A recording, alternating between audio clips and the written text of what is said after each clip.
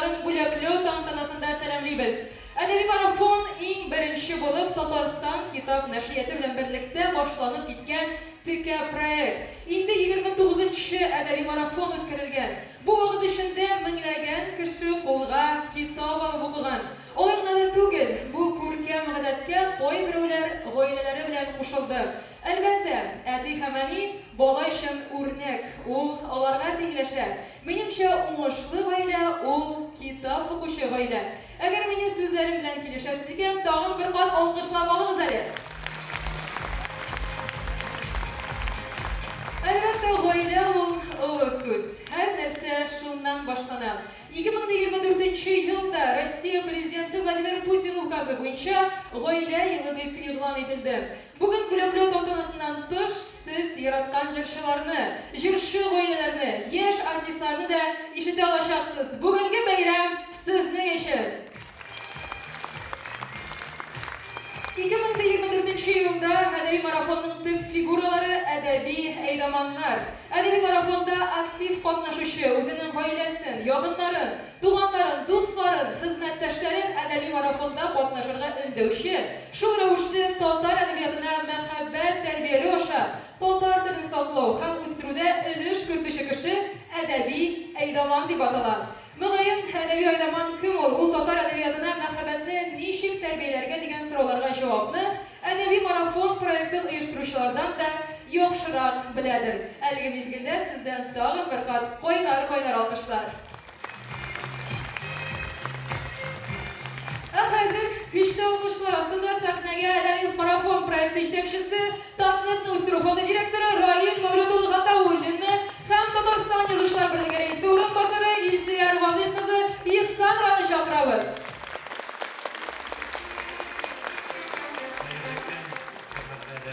Әдәби әйдәманнар, кунаклар, безнең Исерапа Ихсановга килеп җитәргә тиеш килгән булса, зинһар өчен безнең белән бергә күтәрелегез сәхнәгә. 29-нчы әдәби марафон. Тиздән юбилей булачак, 30-нчысы. Бу үзенә күрә шактый зур чара. Менә 1000нән артык зал безнең инде аслы партада килделәр, урыннар җитми, Раймал Тишпай утырырга дип, менә шундый залларыбыз киләчәктә тагын да зуррак, тагын да ныграк, тагын да тулырак булсын дигән теләктә калып, сезнең әйдә барыбыз үзебезгә килгән өчен кул чабып алыйк әле. Мин инде бу урында бераз гына җиткәрәк итеп, әдәби марафонның нәтиҗәләре буенча кыскача гына мәгълүмат әйтәсе килә. Әйдәгез киләсе сәхнәгә күчерик. Һәм безнең бар шундый термин катнашучы дигән, бар термин кеше дигән. Без кешеләр саны буенча саналык, командаларда ничәле кеше бар. Һәм киләчәктә монда тагын да үзгәрешләр булыр. Артларына тагын 1-2-0 өстәргә кирәк. Әлегә булар әзрәк. Әмма дә ләкин шушы 2024 елда 5000нән артык катнашу булган әдәби марафонда. Бу инде үзенә күрә шулай зур үсеш. Бу сезнең хезмәтегез һәм бу әйдәманнарның да иң беренче зур хезмәте. Инде әйдәманнарга килгән чагында киләсе сайтка күчик. Безнең флашлау бар әле. Безнең әйдәманнарыбыз Татарстаннан гына түгел, Россия төбәкләреннән һәм чит илләрдән дә катнашучыларны үзләре белән чакырдылар. Әле безнең башка илләрдән әйдәманнарыбыз юк, киләчәктә алар да булыр дип ышанып калам. Безнең моңа бөтен шанслар бар. Безнең Төркиядә әйдәман булырдай кешеләребез бар. Безнең Канадада, Европа илләрендә, башка Казакъстанда, Үзбәкстанда татарлар шактый күп яши. Алар арасында да шундый әйдәманнар, лидерлар киләчәктә үсеп чыгыр дигән өметтә калабыз. Хәзерге вакытта 2024 ел дәвамында барлыгы безнең 6 илдән, Россиянең да самында 6 илдән әдәби марафонда катнаштылар. Россия төбәкләре арасынан караганда безнең 16 төбәктән Россия Федерациясенең әдәби марафонда катнашучылар булдылар. Һәм Татарстан районнарына килгән чагында инде безнең шәһәрләрне дә исәпкә алып, Спас районыннан кала, бөтен районнарда катнашучылар бар. Киләчәктә без Спас районында әлеге әдәби марафонда көтеп калабыз. Анысы инде кылачлар булды. Киләсе слайд. Әдәби әйдәманнар. Без ел башында үзенә күрә билгеле белән планкалар куйдык. Әдәби әйдәман дип командасында 10 кешене җыярга кирәк иде. Ким дигәндә этапларның берсендә дә барлыгы 4 этап булды. Яз көне, башта иң беренче кыш көне булды инде январьда. Аннары безнең апрель айында, үзебезнең кайыбыз айында. Аннары җәй көне без балалар белән бергә аларның әти-әниләренә, әби-бабайларына да катнашырга мөмкинлек бирдек. Һәм көз көне барлыгы әлеге проектта катнашучылар, әлеге 10 кешене җыя алмаган остазлар да бар, үзенә күрә киләчәктә әдәби әйләман дәрәҗәсен алырлар. Һәм безнең башлаучы дип исем кушкан идек. Аның исемен бәлки киләчәктә алга таба үзгәртербез, әдәби әйләманнар әле киңәшләшербез дип уйлыйм. Тәҗрибәле дигән статуста безнең 19 әйләман, димәк безнең барлыгы әлеге 25-тән алып 50-гә кадәр кешеләр бу командада. Әгәр дә безнең 50-дән артык икән инде алар оста, безнең шундый 7 әйләманыбыз бар. 75-тән артык безнең көмеш, алтын һәм инде платина әйләманнар да монысында булды. Монысы инде әйләманнарның хезмәте. Хөрмәтле әдәби марафончылар, менә без бүген Казан шәһәрендә шундый матур зур залда, монда универсиада уңаеннан һәм гомумән Татарстаныбызны күтәрә торган, күрсәтә торган, Идел буенда бик күп башка университетларга үрнәк булып торган шундый университет һәм спорт, физкультура өлкәсендә кемнәрнең балалары, кемнәрнең оныклары да монда укыйдыр бәлки. Һәм шушы безне каршы алган әлеге университетка да, аның җитәкчелегенә дә әйдәгез кул чабып рәхмәтләребезне әйтеп китәргә. Бүген безнең әдәби марафончыларына түгел, бүген безнең катнашырга килделәр язучылар да. Biz аларны бүген сәхнәдә күрәбез. Безнең интернет селтәрендә, Татар интернет үстерү фонды сайтында сезнең анкета нәтиҗәләре буенча без топ 50 язучыны шулай ук исемлеген куйдык. Сез инде аның белән таныштыгыз. Ул интернетта инде язучыларның үзләренә барып иреште. Ник мин 5-нче генә урында икән, мин нигә 47-нче генә урында икән дип. Бу инде язучының язу сәгатендә түгел. Бу язучының никадәр оста, никадәр шәхес булуы да түгел. Бу иң беренче чиратта язучы белән китап укучының арасы никадәр якын булуны билгели торган бер параметрдыр. Әгәр дә безнең менә дигән шундый шәхесләребез киләчәктә бу параметрларны шулай ук яңартырбыз, яхшыртырбыз дип уйлыйм. Әле язучылар берлеге белән дә киңәшләшеп аларымызда фикерләр бар инде. Язучыларның кайберләре язалар, әмма ләкин интернет селтәрендә актив булмаган оста язучыларыбыз бар. Шулай ук интернет селтәрендә бик актив, үзләре дә әдәби марафонда катнаша торган шәхесләребез бар. Үзләре дә шунда катнашып, башка шигырьләрне укып, китап укучылар белән бергә алар таныла баралар. Аларны күрә баралар, аларны чакыра баралар һәм безнең язучылар белән китап укучылар арасында араны якынайта торган проект ул әдәби марафон. Менә бу аралар киләчәктә тагын да якын булсын иде, тагын да ныграк булсын иде. Безнең инде Исәр ханым Ихсанова килеп җитмәде дип күрәм.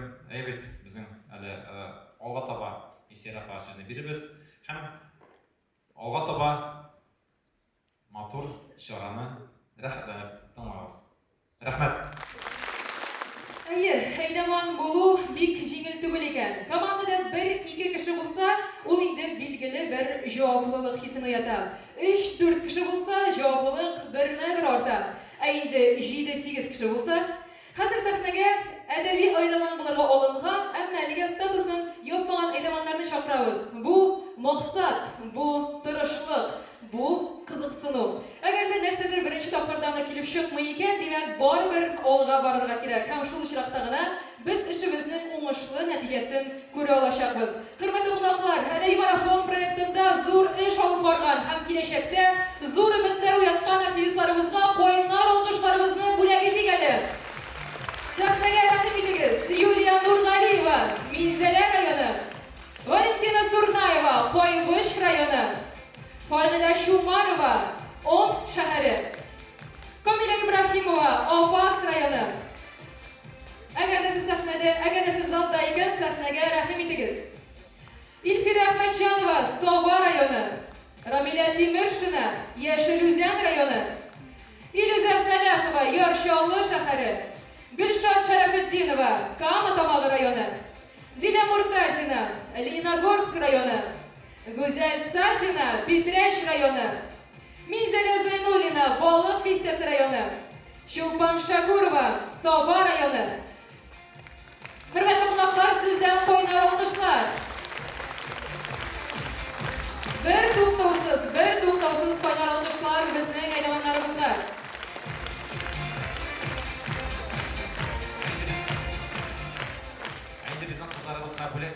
баралар безгә.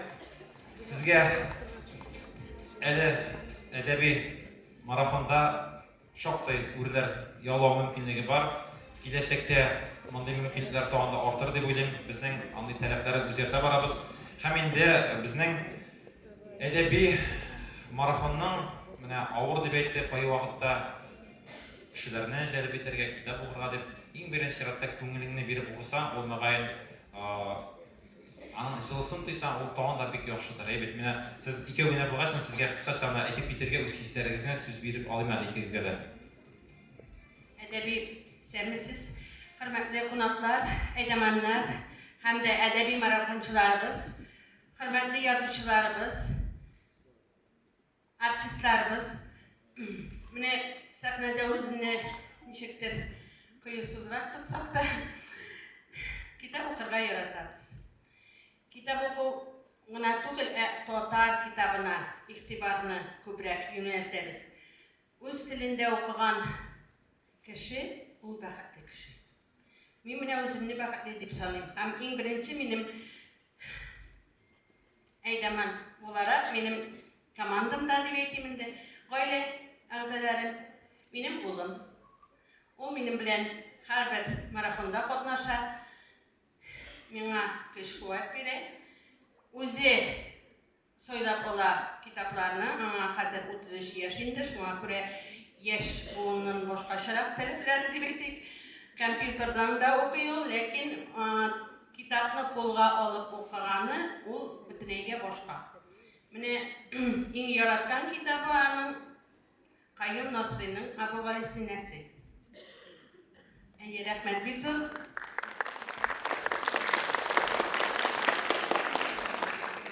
Мин Койбыш районынан безнең командада кызганычка каршы 4 генә, аның да ишесе Крашин халкыннан. Мин үземдә Крашин кызы Лидия Ахматова күршесендә мин авылыннан.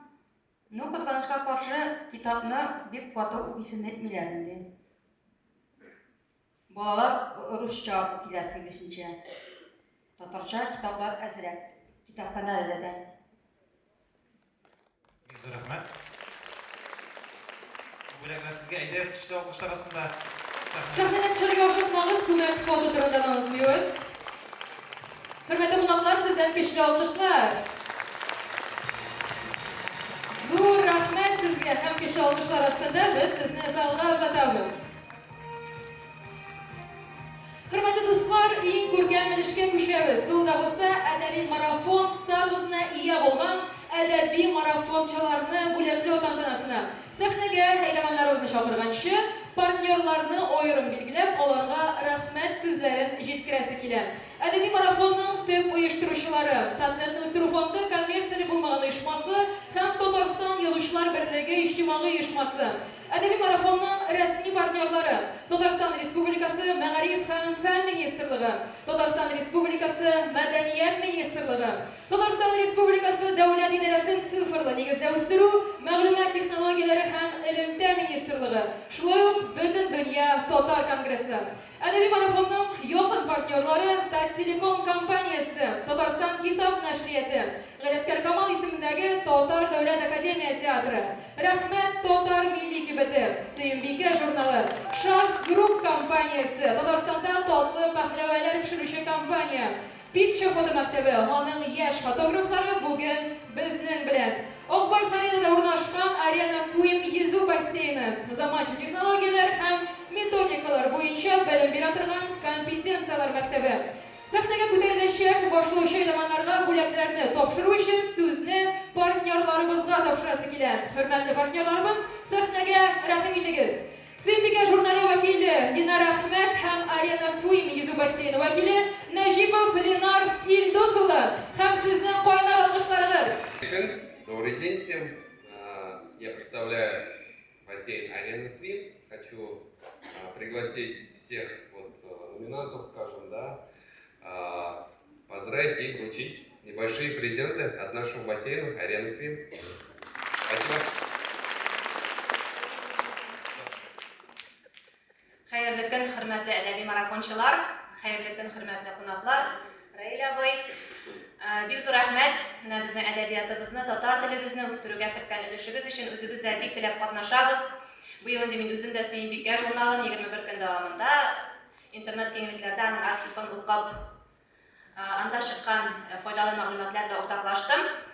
Һәм инде менә Раил абыйга шушы марафон өчен бик зур рәхмәт әйтәсе килә. Ул безгә күп идеялар биреп, әдәби марафон кысаларында безнең инде башка марафоннар да барлыкка килде. Сез инде аңлагансыздыр, мин үзем дә менә Раил абыйның ярдәме белән Әниләр марафоны проектын башлап җибәрдем. Бүген инде без махсус бүләкне бүләк итәсебез килә әйдәманчы Леногорск шәһәреннән Ләйсән Шәмсуаровага. Хәзер инде командаларында 10ннан алып 25-кә кадәр әдәби марафончы булган башлаучы әйдәманнарны үзләренең командалары белән сәхнә түренә чакырабыз.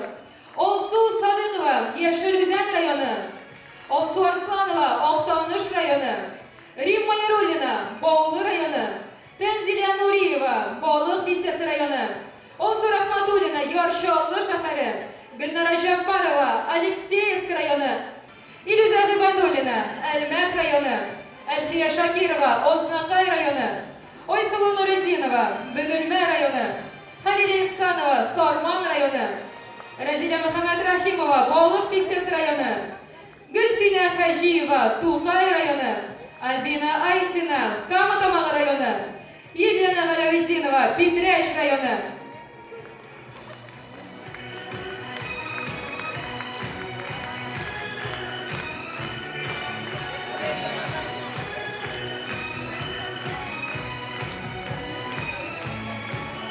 Hörmətli elemanlarımız, sizni barınızı da səhnədə kütəmiz.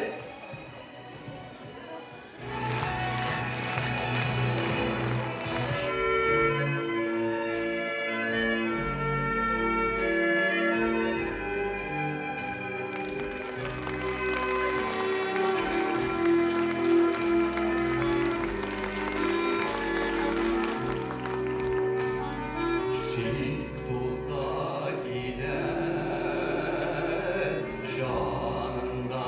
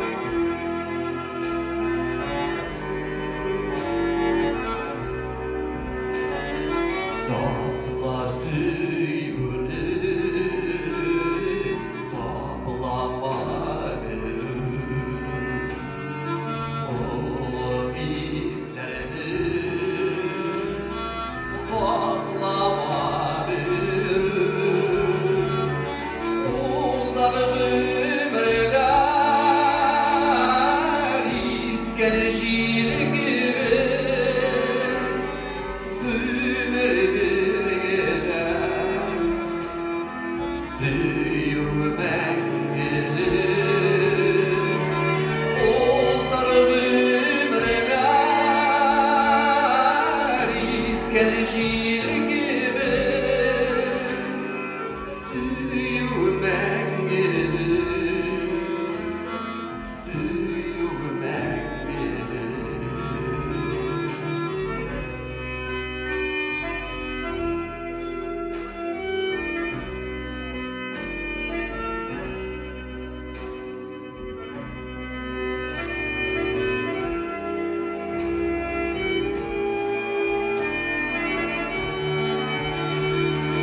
Bir şekrema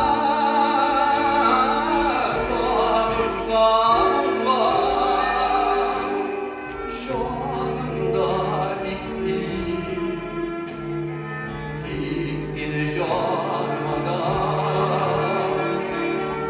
Aşığa kurema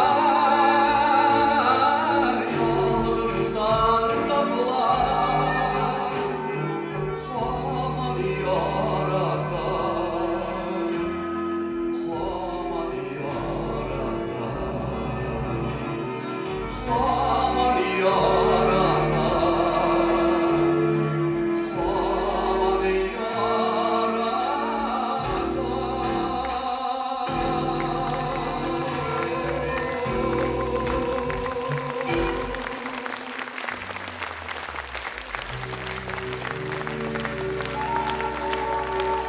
Hayırlı iş izləyəməsiz muhterem milletdaşlar.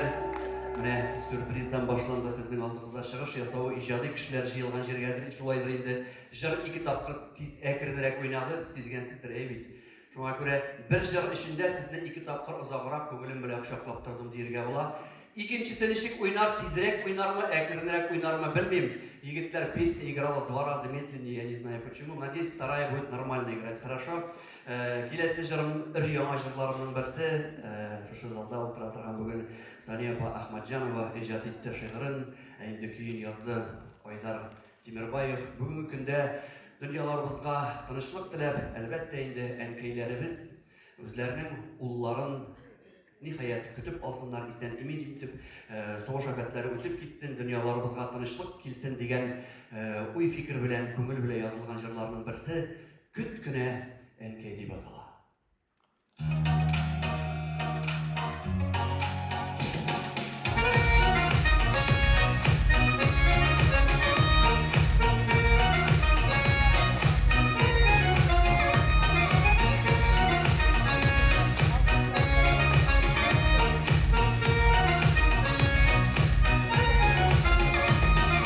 Yollanma, emiyim yılatma, ulunu yaş koyup uzatma. Mengege tügildi bu ayrılık, gitsem de yırakla uzakla. Eğlenip kaydırmanı gütküne dikey, gütküne dikey. Ümidim juymışa, yaşavlen min Suyunu temsil buymışa Eğlenip kaydırmanı gütküne dikey Gütküne dikey Ümidim juymışa Yaşavden min vazgeçmem Suyunu temsil buymışa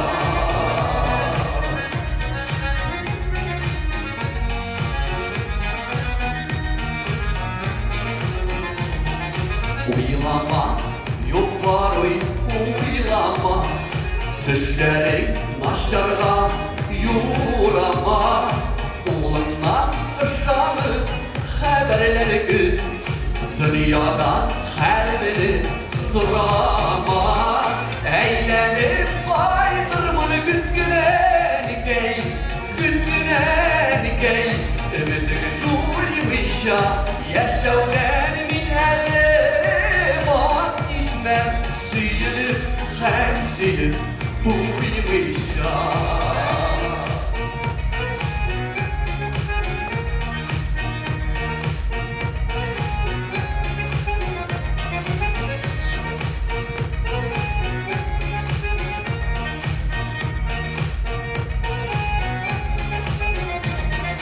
Üzülüp sağına üzengini Düzenkek ol yerde düzenili İşitsin kuklerde işitleşe Kurışır biz diyen düzenli Eğlenip haydırmanı güne nikey Güne nikey Ümitü şulmişa yaşavden min eli vazgeçmem Sıyır hem sıyır duymışa Eğlenip haydırmanı güne nikey Güne nikey Ümitü şulmişa yaşavden min eli vazgeçmem Sıyır hem sıyır duymışa Yaşavdan min ele vazgeçmem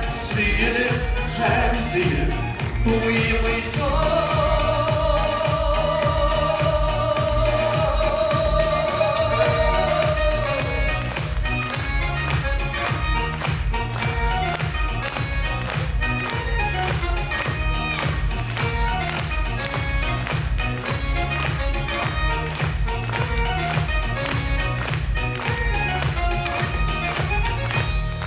İlşad Vəliyev.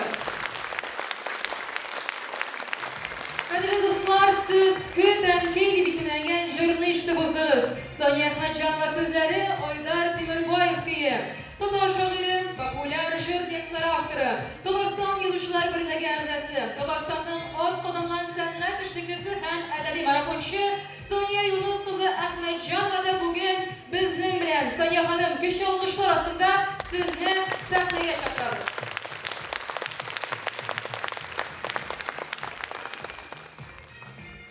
Hem sözü sizge topşururuz.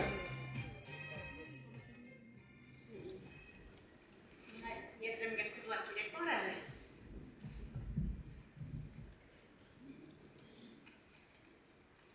Kızlar, maktul kızlar. Böleklerim tıraşık sağsıydı. Gidenge koyasın kelmeydi. Zal şul kadar pürkem, şul kadar dolu. İsketkeş. Sonya Gerebe. Bugün biz bölekleri bilen keldi. Min yıl başında vakti etken idim. En aktif Tatar edebiyatın propagandalığa üzerinden en zor ilişkirken hem Sonya Ahmetcan ve icatında tanıştırgan bir edebi marafonçuğa bülek verim degen idim. O litraj bülekler sonu işeyip gitti. Çünkü en zor, en aktif, en bulgan edebi marafonçularım da peyda oldu. Sahneye çakırık alüzlerin. Layış rayonundan Oymaz Harisova. Kendisi Yıldız Harisova'nın 6 yaşlı kızımız. El mektepte de okula girmegen. Kendisi bilen bileklerini, şiirlerini videoya yazdırıp Oymaz Yıldız Hanım ister misiniz? Niçin min Oymaz'ını bileklerini alayım? Oymaz'a Gerebe broşka alıp girdim. Gerebe almasına Zeytullah'ın bu en bilinçli gerebesi bu arada. Oymaz'da alıp gelir, püstüyüden saklar, sağ selamet olsun. Hem kileşekte bizning gerebe eydaman bulur hele Oymaz.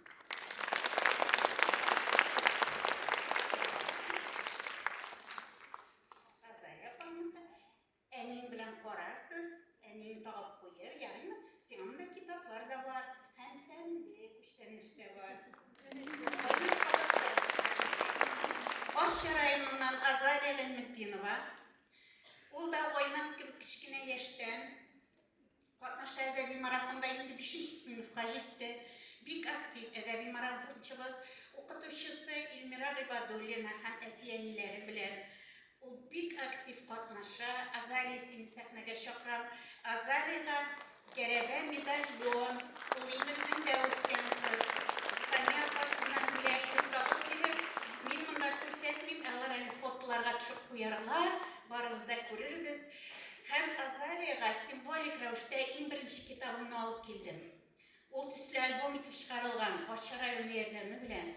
Анда минем иң беренче, ләкин иң танылган шигырьләрем һәм җыр текстларым бар. Алма да бар, анда кура җиләк тә бар. Әниемнең туган көне, син сөюдән чибәр, моңаймагыз шомыртларым һәм башкалар үзем карап утырдым да аптырап киттем. 25 елдан артык вакыт узган, ләкин бу җырлар кабат яңарды. Менә шушындый безнең үскән кызларыбыз ярдәмендә.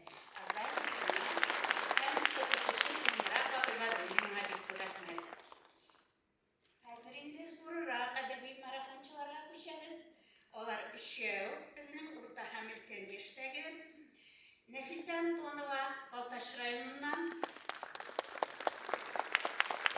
Миләүшә Хәйруллина, Казаннан һәм Айгөл Гәрәева, Түбән Камадан. Айгөл Гәрәева үзе килә алмады. Аның бүләген алып кайтырга дустым Рушания Габбасованы чакырам. Бүләк биргән колны буш җибәреп булмый, Рушаниягә дә бүләк алып килдем. Һәм импрессин генә күрсәтми кала алмыйм моны. Соня Гәрәбәдән истәлеккә.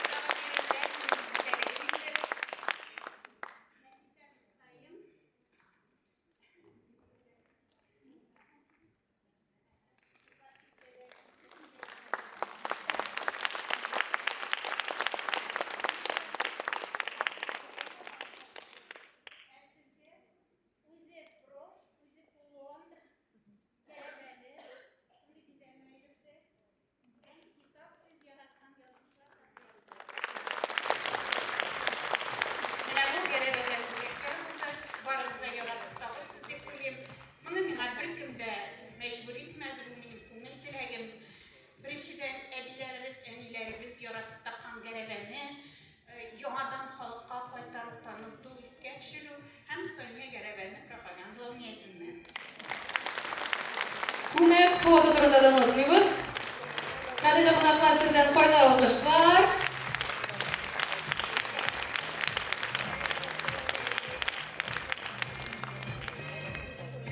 Сания ханым, зур рәхмәт сезгә. Һәм залда утырган барлык әдәби марафончы дусларыма иң зур бүләк. Ул бүген иҗатташ дусларым бер сүзсез мин әйтүгә йөгереп килделәр сезне котларга. Татарстанның җыр сәнгатенә үзләреннән зур өлеш керткән сәнгать осталарыбыз, күрерсез әле, җырлы гаиләләр. Алар да минем сүзләргә язылган җырларны башкарып сезгә бүләк итәрләр. Бәйрәмебез күңелле узсын. Сания Әхмәтҗанова. Сания ханым балаларны бүләкли башлады һәм без дәвам итәбез. 28-нче әдәби марафон барышында Залманча шигъри әлифба китабына рәсемнәр ясау буенча конкурс үтелгән иде. Безнең нәни дусларыбыз анда катнашып, җиңү дә яулады. Бүлекләү өчен сәхнәгә Татар гаиләсе Бөтенроссия иҗтимагый фонды директоры, югары категорияле табиб, Россия Федерациясе сәламәтлек саклау отличнигы, Татарстан Республикасы иҗтимагый палатасы эксперты Гайфуллина Миләүшә Хафиз кызын чакырабыз. Сүзне сезгә тапшырабыз. Хөрмәтле милләттәшләр, кадерле дуслар, шундый матур чарада утырабыз. Шундый зур залларда утырып килгәнсез. Раил әфәндигә бик зур рәхмәт әйтәсе килә. Легендар шәхес, көчле шәхес. Яшь булуына карамастан шундый матур эшләр эшли. Ниндидер бер күңел халәте белән үзенең туган иленә, республикабызна, татар халкын, татар телен, татар әдәбиятын үстерүдә, халыкка җиткерүдә, татар әдәбиятының матурлыгын, безнең язучыларыбызны танытуда нинди зур эш эшли. Мин табибә буларак анарга сәламәтлек телим. Сәламәт кешегә бөтен нәрсә кирәк, сәламәт булмаган кешегә сәламәтлек кенә кирәк. Мондый матур әдәби марафонда Фәнис Яруллинны да искә алып, аның да бер матур шигырен укып китәсем килә. Горур булыйк халкым, горур булыйк. Горур булуларга ни җитә? Сыкланабыз хәтта бөркеткә дә, очса гына күктә, биектә. Син бит халкым бөркет нәселеннән. Keçkileşmesine miskinlik, düşmanların hürmet etsin desen, gururluğun alsın üstünlük. Batır halık bitmez, matur halık, küpmeyseler de halıktık. Millet ülmi gururluğu var da, gururluk ol bizning tanıklık. Yeşilip yatkırmıça yüreklerden, ne kadarlı gayret, güç varın. Yeşik jirde bir de kimsinmiçe, başını gurur tutup tatarım. Bu zalda bizning milletimizning gurur eydamanları oturar. Baxtli bo'linglar. Biz Bulutli tantanasına pişemiz, sizni sahnede kalığınızı soruyoruz. Nani dostlarımız, jinguşlarımız sahnege rahim ediniz. Zaripova Seyde, Kamaliyeva Vasile, sizden kadirli konaklar, koylar alkışlar elimizde. Nuri Ahmetova Dilere, Salihova Liya, Kıtbatulin İskender, Hasanova Amelia, Hismatulina Zaline, yaş ressamlar şunday motor bulaklarını qabul etib olыңыз.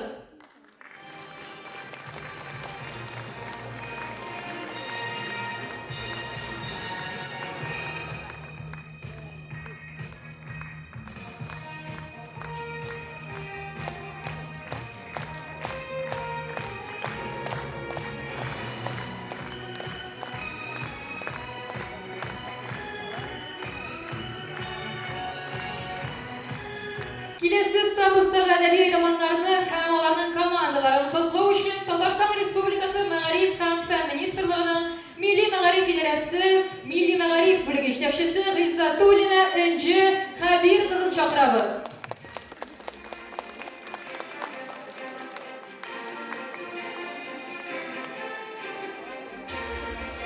Энҗе ханым, әгәр дә сез залда икәнсез, сәхнәгә рәхим итегез.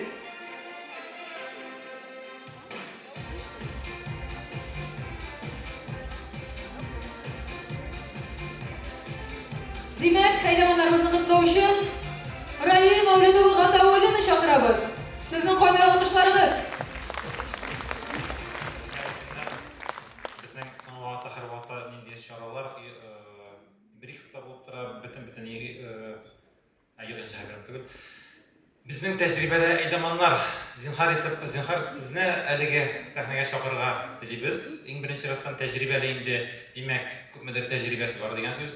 Bunda birinchi kishina tugul, endi shoxtay haligi alarning komanda kishilari ko'p degan so'z. Endi alarni hozir biz o'qib ketsak yaxshi bo'ladi. Sahnaga komandalarında 26'dan alıp 50'ye kadar edebi marafonçu bulgan tecrübeli eylemanlarını hem onların komandalarını çakırabız. Olsu Spiridonova, Mamadış rayonu, Nursana Hüseyinova, Tüven Kama rayonu, Razile Şeyhüddinova, Nurlat rayonu, Elfinur Safiyullina, Boltaş rayonu, Miloša Şeyhüddinova, Egirci rayonu, Zülfiye Aliyeva, Boltaş rayonu, Saviye Demirşina, Opas rayonu, Евдокия Толстова, Балык Бистесі районы, Эльмира Расулева, Әгірші районы, Мүслима Равзуддинова, Балык Бистесі районы, Гүзәл Исламова, Лайыш районы, Румия Исмағилова, Самара шәһәре, Рәзиня Сайфетдинова, Ешелүзән районы, Сәрия Нуруева, Мәшетлі районы, Алсу Низамова, Әлки районы, Дилефрус Имамиева, Теләші районы, Рәсима Фатыйкова, Санкт-Петербург шәһәре, Рузалия Газизова, Телеши районы, Роза Ибрахимова, Саратов шәһәре. Тәҗрибәле aydamanlar, siz birinchi rәткә басуыгызны сорыйбыз. Hürmetli aydamanlar, siz eng olda, eng birinchi rәттә basasız. Sizning orada birazdan boşluq ora qala. Бүләкләрне sizning komandadagi kishilarga da topshirish uchun sizning orada komandangiz bilan ikki orada ikki kishilik o'rin qolsin. Endi ularga бүләкләр topshirish joyida bo'lar. Agar da siz komandangizni qoplaysiz ekan, бүләк topshira olmaysiz. Boshqa sizning qarshi olga bossag'iz. Endi qolganlar biraz ortda, bizning o'rinlar ko'p bizning qarshi. Birinchi rəttə bizning aydamanlar bossalar. Nemi aytib turam, birinchi rəttə aydamanlar bossalar deb barib, birinchi rəttə aydamanlarni bostirmaylar ne işindir.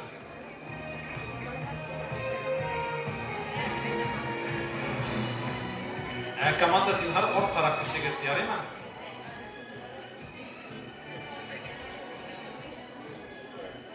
Bizim birinchi rəttə aydamanlardan so'ng bo'shliq, koridor, bo'laklar topshirib bo'lsin uchun Әйді қолғанlar мен от қарап үшегесін қарышын, отта орындар бар. Әйдәгіз үйрәнік әлі.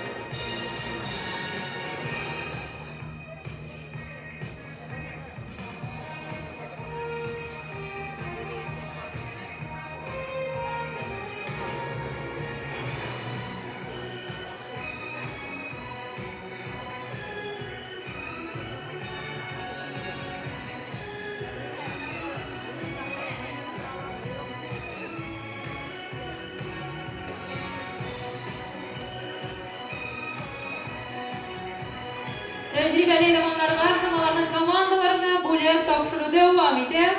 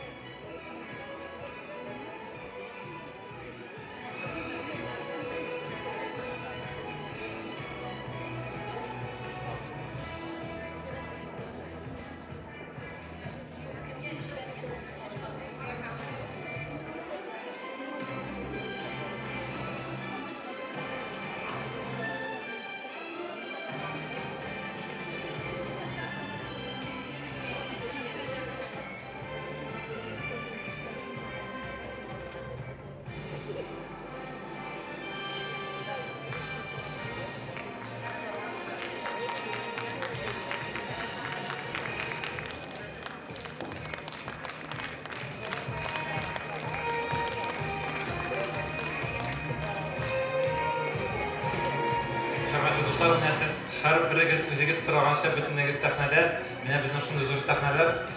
Endi şulayıp, mine min söyleyen şahında yigitlerimizin karışın audiyonu kıymetiniz. Звук поменьше, пожалуйста. Çünkü meni işitmeyin, hem mikrofonu katıp yaşırıya turuk ile, men alay yaşırıya yaratmayın. Hem endi hürmetli dostlar, hürmetli aydamanlar. Mine sizin ortağızda hazır vaqtda ko'pmi bola turadi. Ko'pmi kishi turadi, ko'pmi shahar, ko'pmi rayon, ko'pmi tubak, ko'pmi hatto illar turgan mumkin. Ham siz endi belgili bir darajada tajriba olgan kishi, ham bu tajribaga sizning turgan saat nig'andan nig'ay bo'lsin. Ham bizning әлеге тәҗрибәле әйдәманнардан киләчәктә оста әйдәманнар, көмеш, алтын, платина һәм супер әйдәманнар да үсеп чыгырамысын.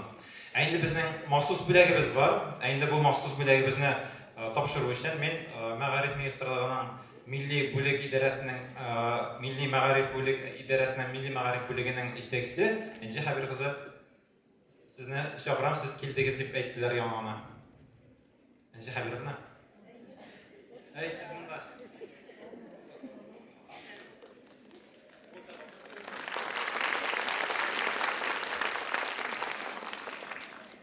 Hayırlı gün, hürmetli kollegalar, hayırlı gün. Kitap söyüşü bizning milli janlı, bizning milletleşlerimiz.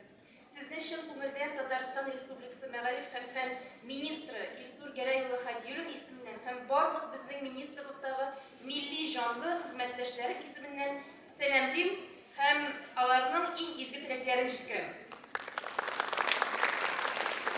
Әлеге проект яңа түгел, ләкин инде ул ничә еллар буе бара, Раил Мәүлидовичның тырышлыгы, хезмәте нәтиҗәсе булып бара һәм ул елдан-ел артып бара. Аның катнашучылары елдан-ел арта.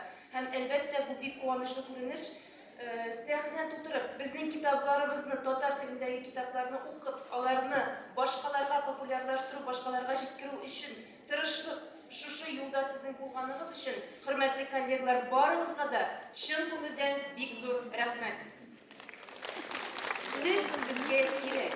Сез безнең яшьләребезгә кирәк. Аларга татар китабының, кадерле татар китабының мәгънәсен белдерү өчен.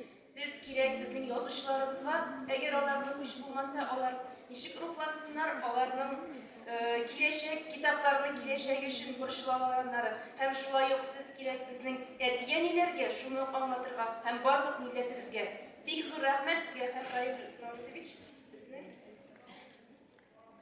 Мәгариф министрлыгының бар рәхмәт хатлары Равшания Вахитовна актив катнашу өчен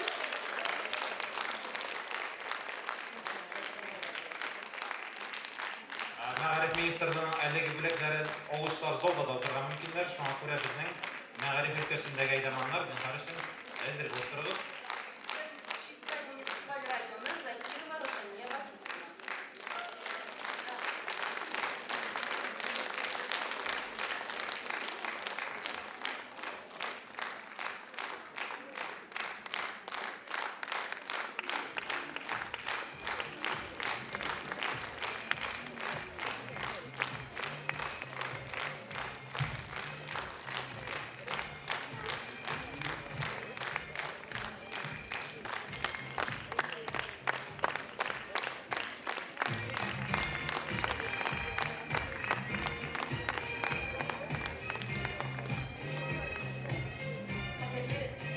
Bizning millatdoshlarimiz sizga eng ezgu tilaklar. Dunyolar tinch bo'lsin, ko'ngillarimiz tinch bo'lsin, ishlaringiz tinch bo'lsin. Iminlik sizga, salomatlik sizga. Olg'a taba shu yo'nalishda ishingiz tog'ida kengroq, tog'ida aktivroq bo'lsin. Big zo'r rahmat. Endi bizning nominatsiya бар, әдәби марафончылар әдәби әйдәманнар арасында ustoz degan hozirgi vaqtda eng yosh komanda балалар кушлар мәшһүр торган. Ул безнең Роза Ибрахимовага тапшырылды.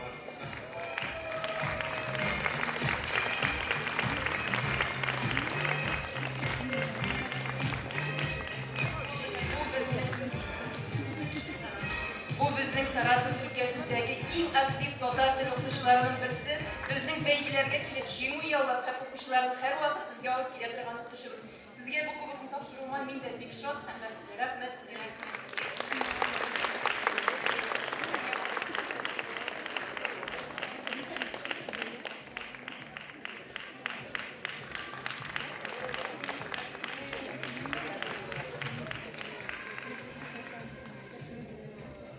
Хөрмәтле тәҗрибәле әйдәманнар һәм аларның командалары сезгә киләчәктә тагын да ныграк уңышлар телибез. Зур рәхмәт сезгә. Зур рәхмәт сезгә, хөрмәтле әйдәманнар. Көчле алкышлар астында без сезне залга озатабыз. Һәм инде әлеге мизгелдә Ирактан, Пермь якларыннан килгән кунакларыбыз да бар. Аларга да сүзне тапшырабыз. Көчле алкышлар белән каршы алыгыз. Рәхим итегез.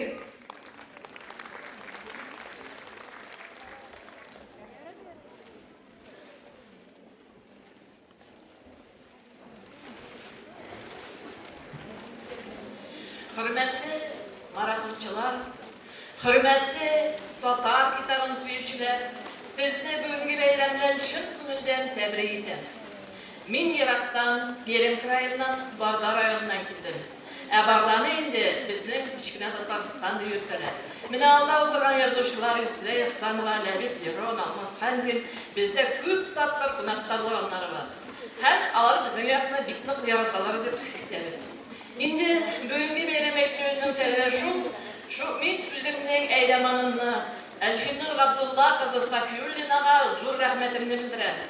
Әллә кайлардан безне тартып алып, чыгып алып, безне менә шушы марафонда катнаштырып, шушындай бәйрәмдә катнашуыбызга бик шатбыз. Рәхмәт сезгә, Элфинур ханым. Рәхмәт сезгә, Татарстан халкы. Рәхмәт сезгә, татарлар, китап сөючеләр. Тагын да киләчәктә исәнлектә күрешик. Бәйрәм белән сезне, үзебезнең милләттәшләребез. Зур рәхмәт сезгә. Кадерле дуслар, күркәм чарабызны җыр моң белән дәвам итәбез. Чираттагы җырчыбыз һәм җираттагы яңгырайчак җырыбыз Шоба поезд Шоба. Разил Валиев сүзләре, Резида Ахиярова көе. Каршы алыгыз сәхнәдә яшь җырчы, Рәшит Вахапов фестивале лауреаты Рөстәм Егоров.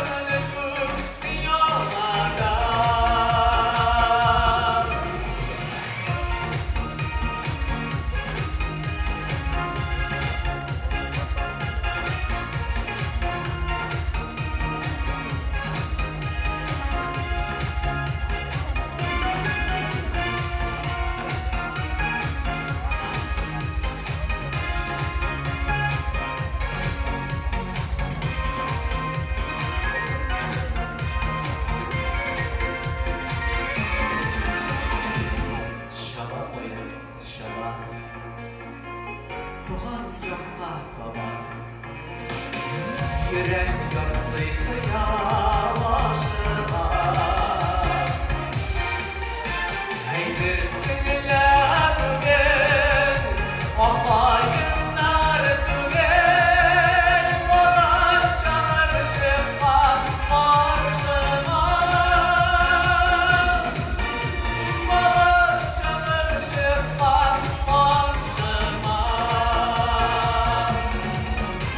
Eydirsin ile bugün Afayınlar tügen Badaş yanar şıkkan karşıma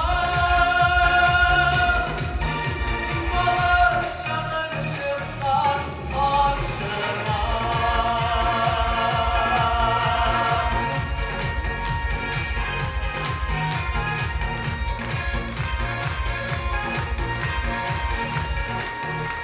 Şama boyu, şama Rüstem Yegorov.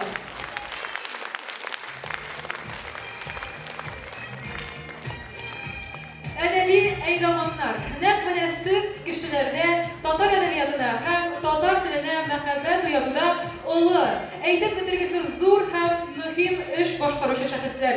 Бу бик нык сокландыра. Билгеле булганча, Әдәби марафон проекты Татныкта үстерү фонды тарафыннан Татарстан Язучылар берлеге белән партнерлыкта республика җитәкчелеге, күп санлы партнерлар һәм меценатлар ярдәме белән үткәрелә. Сәхнәгә чираттагы әйдәманнарыбызны бүләкләү өчен хәзер исә хөрмәтле язучыларыбызны чакырасы килә. Алар арасында Әдәби марафон проектының топ 50 язучы исемлегенә кергән язучылар да шактый. Хөрмәтле язучылар, кайсыларыгызның китап укучыларга әйтер сүзләрегез бар?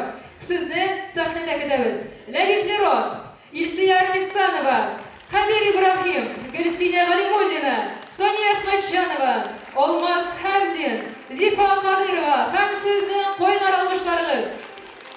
Әгәр дә кайсыгызның исемен әйтми калган булсам, сәхнәгә менүегезне телибез һәм сезне сәхнәдә көтеп калабыз. Рәхим итегез.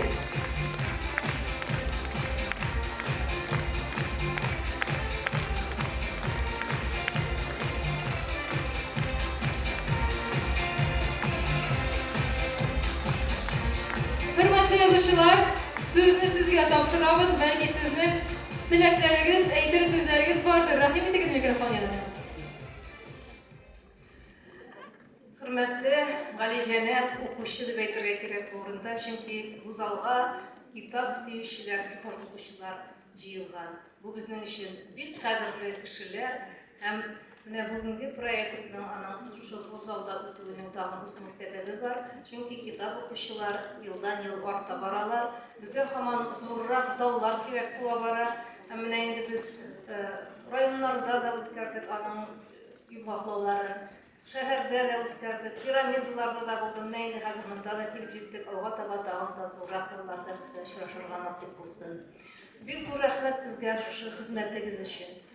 Мин моны зур хезмәт дип саныйм.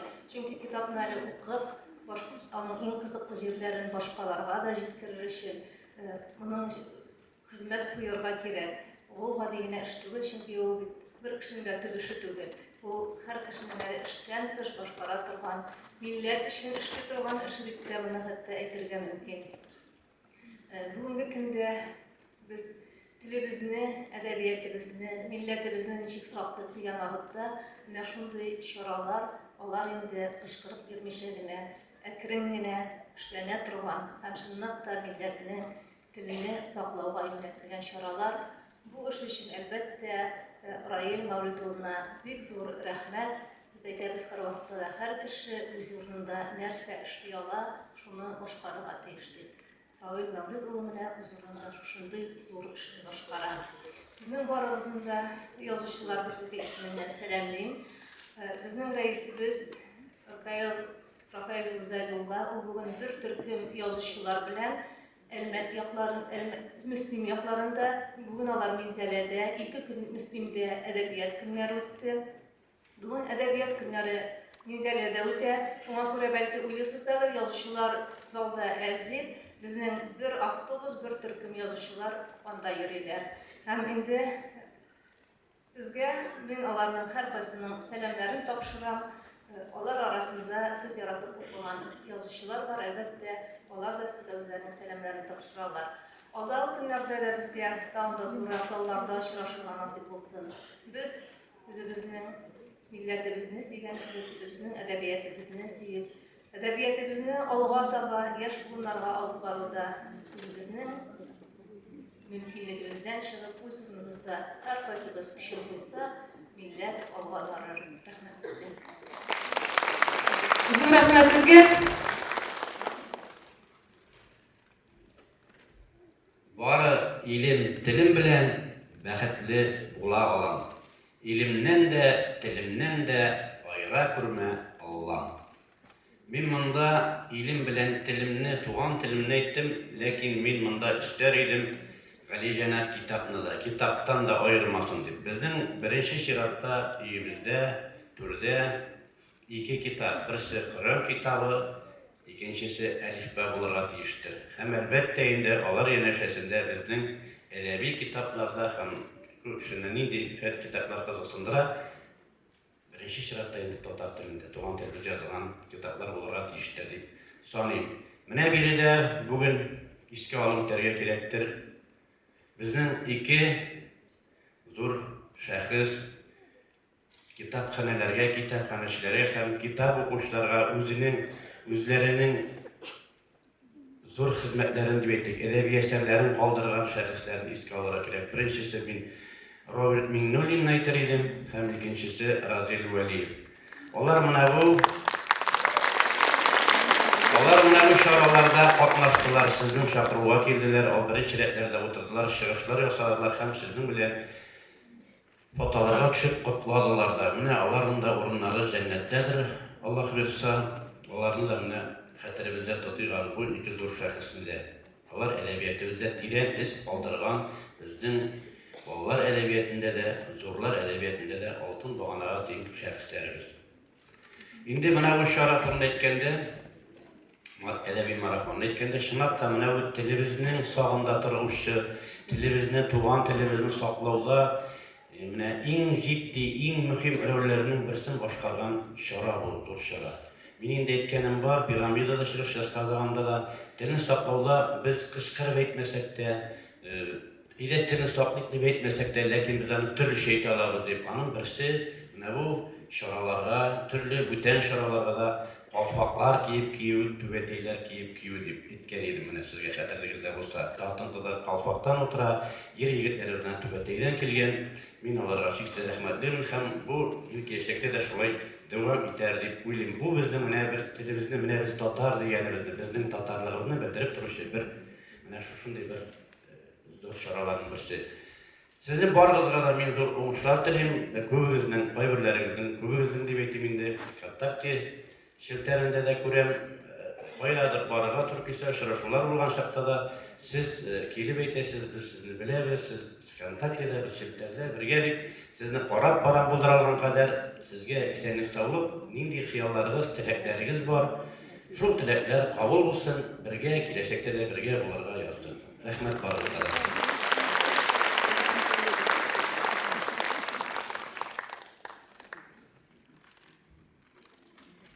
Әйтер теләкләрегез булса, микрофон янына рәхим итегез, хөрмәтле язучылар.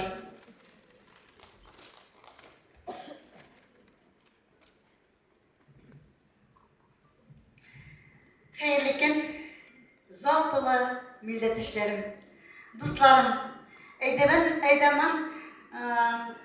Әдәби марафонның әйдәманнары, әдәби марафонның марафончылары һәм шушы марафон кунаклары. Барыгызга да киләчәктә уңышлар телим. Сез менә афәрин бик күп китаплар укыйсыз. Һәм шушы укыган китапларны башкаларга да пропагандалайсыз. Елдан-ел бу әдәби марафон Раил Мавлидович тарафыннан оештырылган, шушы матур идеяны күтәреп алып, шушы зур бәйге, зур бәйрәмгә әйләнде һәм күрәсез, һаман да безнең саныбыз арта, географиясе шушы марафоннан киңәя бара. Рәхмәт барыгызга да. Мен шушы форсаттан файдаланып, үзебезнең 46-нчы группа әдәби марафон жетекчimiz, eğitmenimiz Gülnara Gataulinaga zor rahmet edesim kile.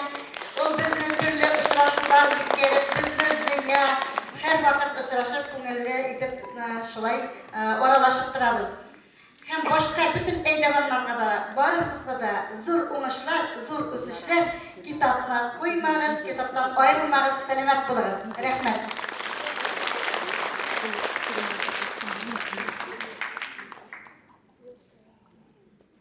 Hayırlı günler, hürmetli milletvekilerim. Hem kitap sevişi kaderli dostlarım.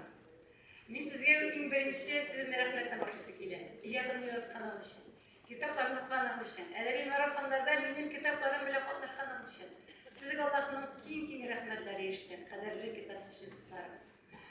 Agar tarixga murojaat etib qarasangiz, tarixda har vaqt ko'rasiz. Har bunni o'zining mana shunday ziyoli, qimorchilar bir qatlama bo'ladi. Mana bugungi zalda, mana bugungi bizning shunday 21-asrdan birinchi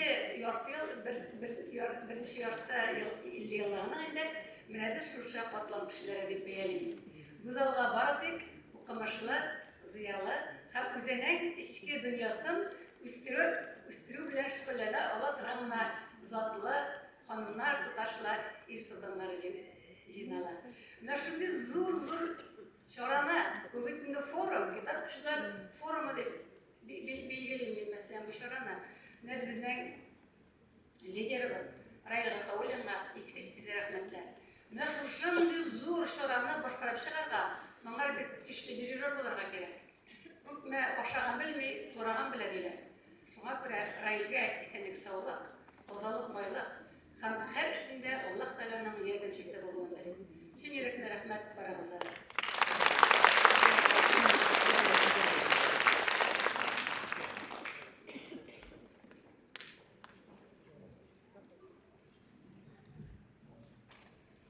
Kötken uçuraşılar olsun, hürmetli edebiyat işçi dostlarım.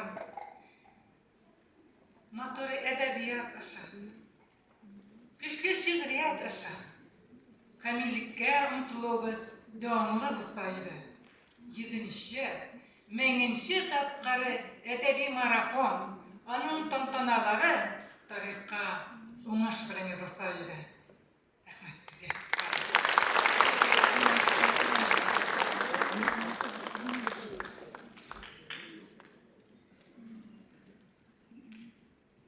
Hayırlı gün, hürmetli okuşular.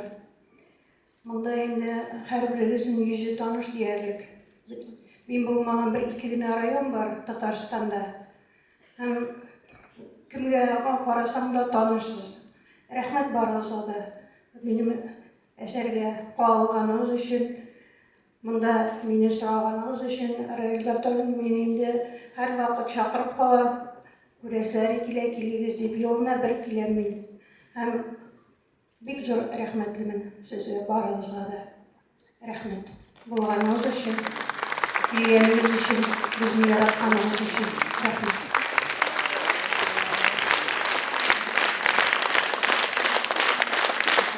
Hayırlı günler. Elbette men başlaşarak janrda çıkışa sürdüren kişi olsam da lakin ciddiyrek narsalar söylerge to'g'ri kelar. Bugün menga çünkü bu bitta men şafqatqish mana shunday bir zo'r мероприятие ekanini ko'rib men shohlar qatdim. Bugün o'zgartdim o'zimni sizning qarshida chiqish yasasi aydasiz so'zlarimni o'zgartdim arasında. Çünkü endi menden yumor ketatirganlarda yumor söyleytirgan şaqda o'l chindan da amma lakin baribir siz endi meni ko'rgan kishilar men o'zim sezam endi foto sessiya bo'lgan vaqtda da sira oldingiz rahmat yaqin ko'rasiz ekan do'st etasiz ekan meni bilasiz ekan bilasiz qalbga tayyorsiz ekan chaqirdingiz. Shulay pandemiyaga xatli do'stlar men Indi mekteplerde көп işraşular uyuşturup, kayda gana bulmagan, kayda tatar yaşı barlık yerlerde de buldum. Indi barların sonra karagan idik biz, indi işer mertebe bulgan yerlerinde var. Bu iş bilen siz şükürlenesiz iken indi mi? Artka kalganı, min uğramdan kirgen şekilligine girdim bugün. Neydi bu oturam, min gajeplenip oturam. Şu pandemiya hatta yürgen vakitte min 500 mektepte bulganım, 10 yıl içinde. Мен шундый siz алып бара торган шул эшне мин инде күптәннән тәҗрибә ясап сезгә мастер-класслар биреп, шигырьләр укып, җырлар җырлап, театрлар куеп, җырдан театрлар куеп, менә шул йөргә туры килде. Рәхмәт бик каршы алган кешеләр хәзер дә хәтерли торганнардыр, кабат-кабат чакыралар. Менә бу эшне мин инде дәвам итәргә булдым, чөнки бу эштә менә Раил башлаган эшне инде мин күптәннән эшлим икәнлегемне белдем һәм бу командага язылырга булдым.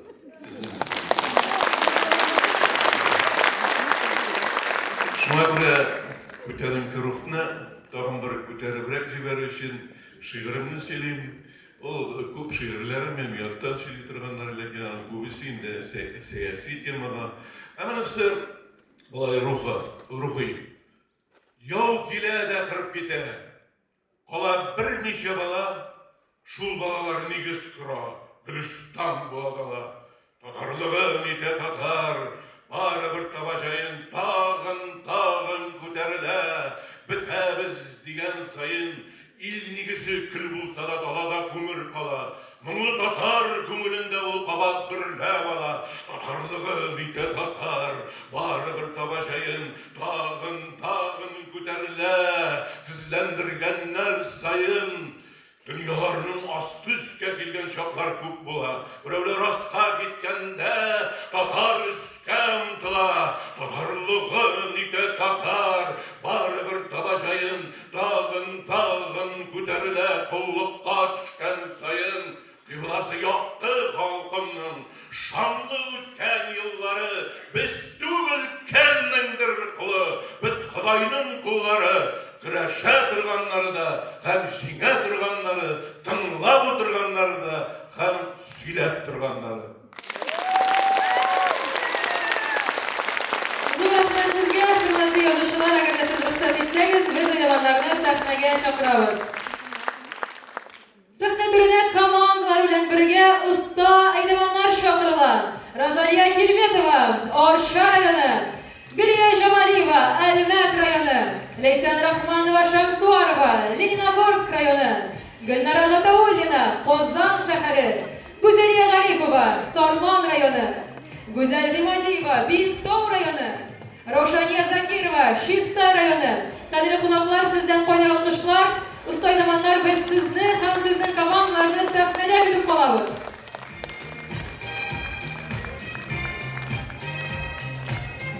Әйдәманнар, әлбәттә, язучылар белән беренче рәткә уссагыз, без сезгә бик рәхмәтле булырбыз.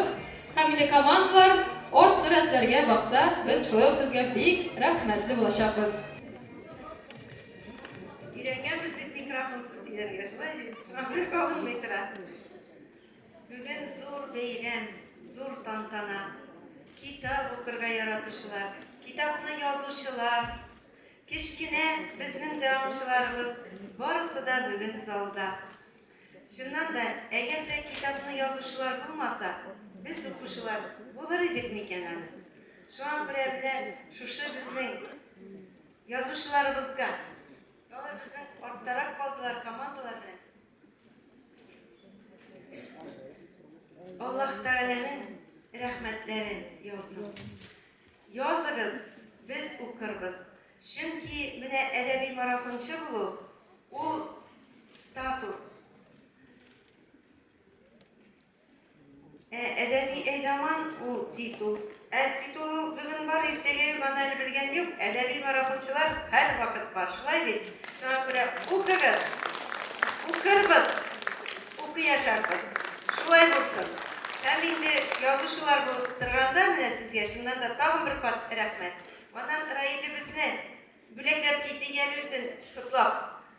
Раил Мәүлетович, кечкенә күчтәнәшләребезне алып килгәннәрне тапшырыгыз сезгә.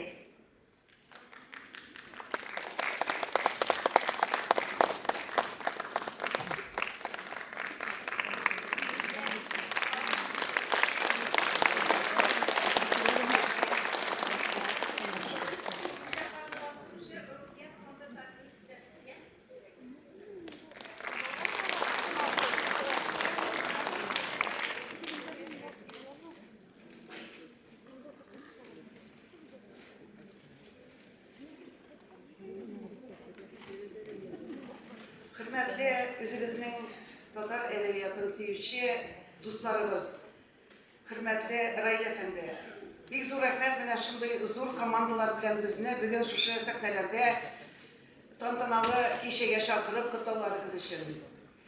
Мин үзем бүген Чистайның әдәбият сөюче әдәби марафончыларының әйдәманы буларак биредә басып торам.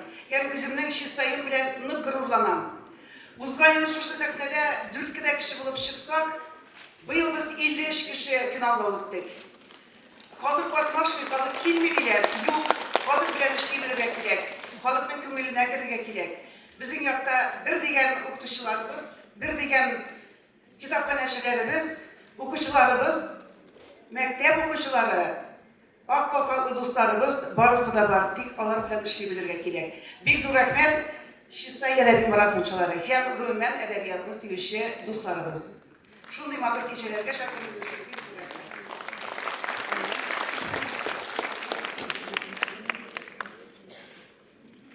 Хәерле көн, хөрмәтле дуслар, хөрмәтле язучыларыбыз, җитәкчеләребез. Мин Сорман районы әдәби әйләмәне бүген менә сокланып карап тордым мин. Якын Казанга якын тирә-районда.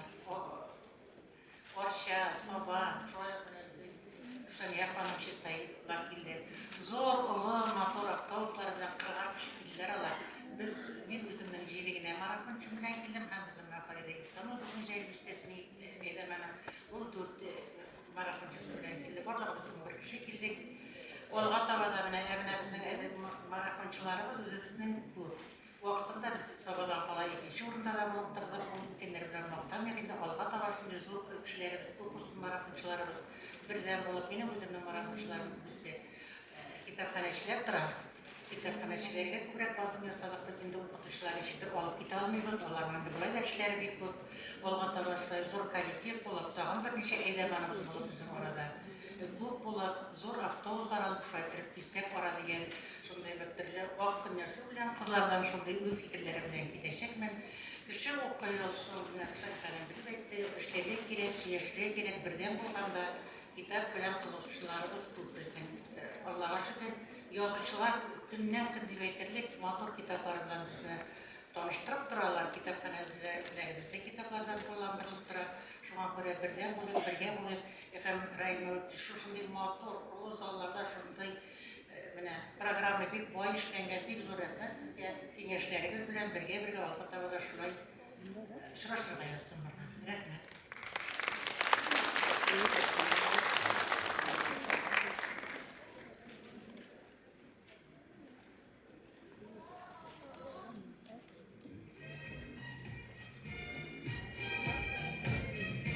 Әдәбият сөюче дуслар.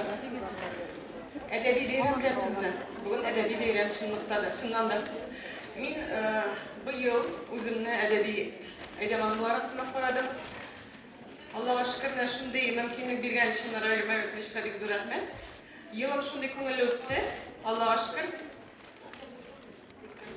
Икрам апый зарзын кашын. Елым бик күңелле дә, файдалы да үтте.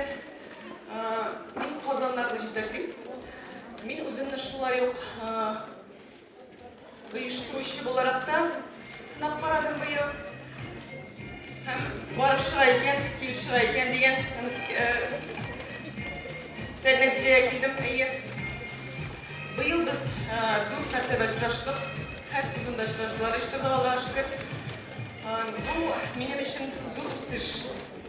Менә шушы үсешкә ярдәм иткән өчен мин Раил Мәгътәшкә бик зур рәхмәтле һәм минем иң олы рәхмәтләрем менә шушы минем таянышымда һәм минем терәгемдә булган 46-нчы Казан төркеменә.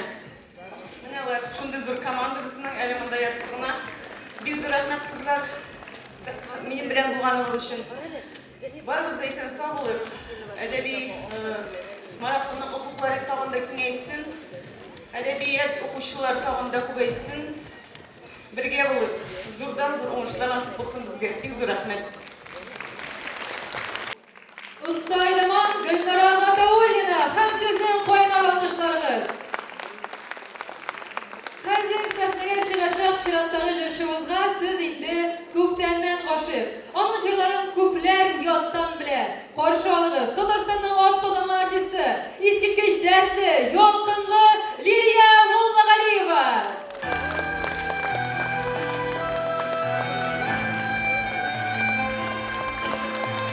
Hayırlı gün, edebi marafnaşılar, Tatar dili saklaşılar. Altın koydu, eli olanlar var. Düşlerime girip yürektim. Belki yoluydur ağlanıyor. Sağdan oldan organ yürekte belki yoluydur ağlamıyor. Sağdan oldan organ yürekte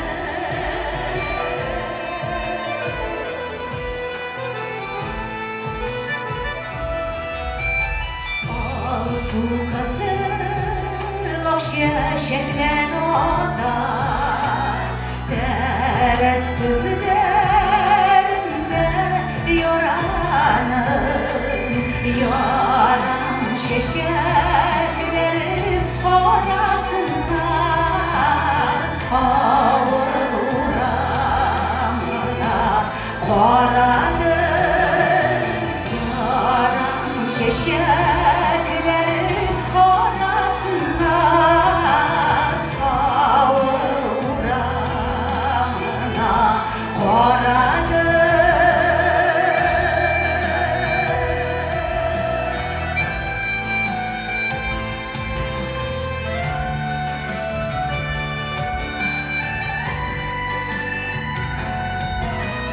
Şeşek ottan yaran gülülen yemli bizden avı biler kuku demli teres tüplerinde gülsümegen şifya dillerinde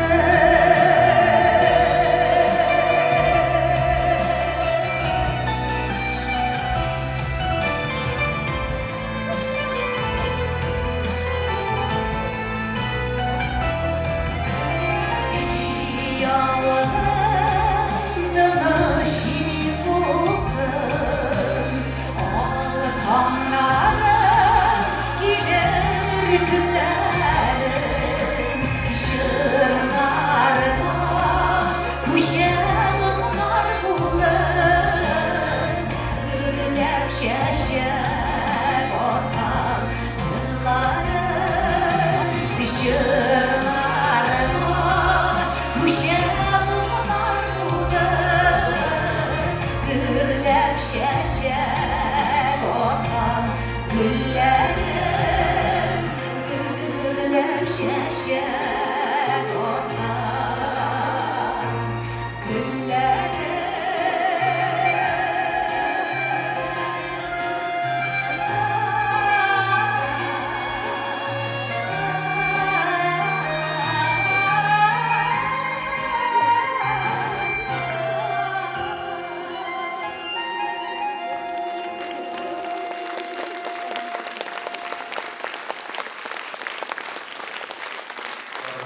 Улана һәм әдәбиятны яратып, шушы контакт шишләрендә эшләп, продвигать итеп итүен бик тә мөһим һәм шуңа күрә үземнең битеннән дә һәм безнең министр Хәйруллин Айрат Ринат улыннан да сезгә бик зур рәхмәт.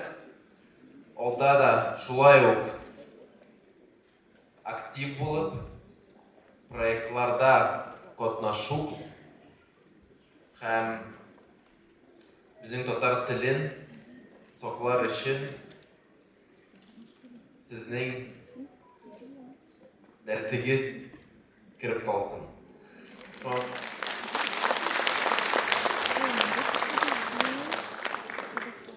Миңа Рәлмәлетович бер Жай күні келген еді бірінші тапқыр. Өзінің проектларын сөйлеп кетті, өзінің инициативаларын сөйлеп кетті. Ол шынында меңа бик қызықлы болып тұйылды. Ләкин мен көз алдыма кетірмеген едім. Шушының хәтлі көп халық, шушының көп яш һәм біздің үлкен кішілер бұл проектларда катнаша екен. Шоңқа мен бик тә ғажапландым һәм әлбәттә алда да біз бұл проектларны эшләргә булышачакбыз. Һәм инде ең актив кешеләргә безнең номинацияда рәхмәт хатын бирергә телим. Сәхнәгә көмеш дәрәҗә әйдәманы Роза Маракина һәм аның командасы чакырыла. Сезнең кайдар алмышларыгыз, кадерле дуслар.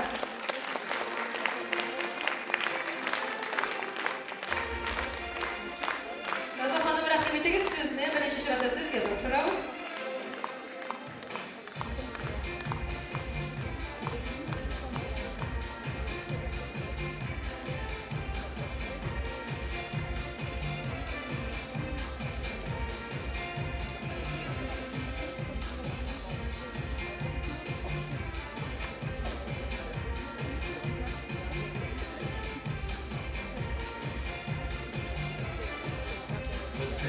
Мөслимә Габделбариевна.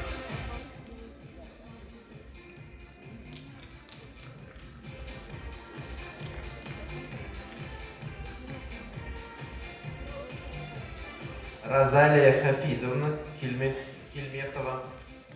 Хөрмәтле әдәби әйдәманнар, безнең көмеш әйдәманнан кала шулай цифра министрлыгыннан аларның үзләренең аерым бүләкләре бар. Зинһар өчен залдан сәхнәгә чыгыгыз.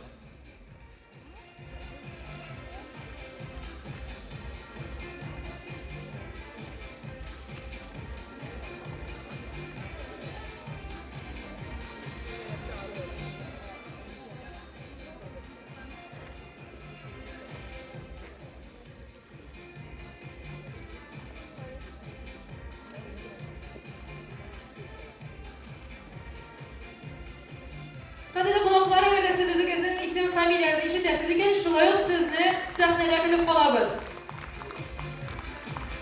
Сафиуллина Әлфинур Габдулловна.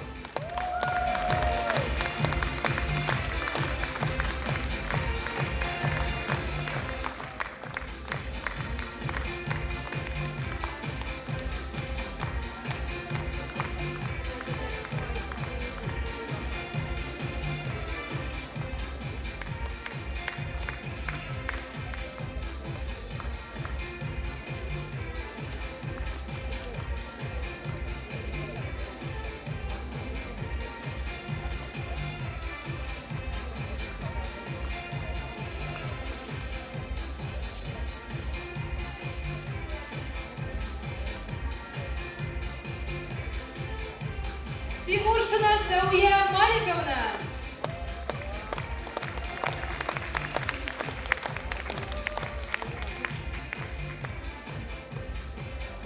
Шайхетдинова Разиля Вахитовна.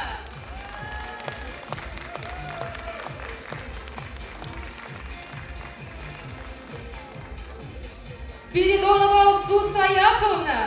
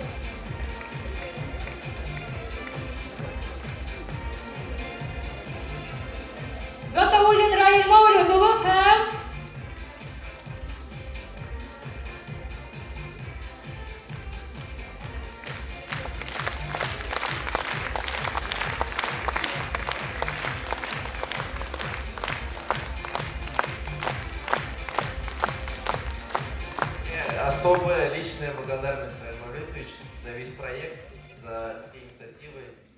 Я действительно очень впечатлен. Күмәк фото турында онытмыйбыз. Әлбәттә, бергә күмәк фотога төшәбез.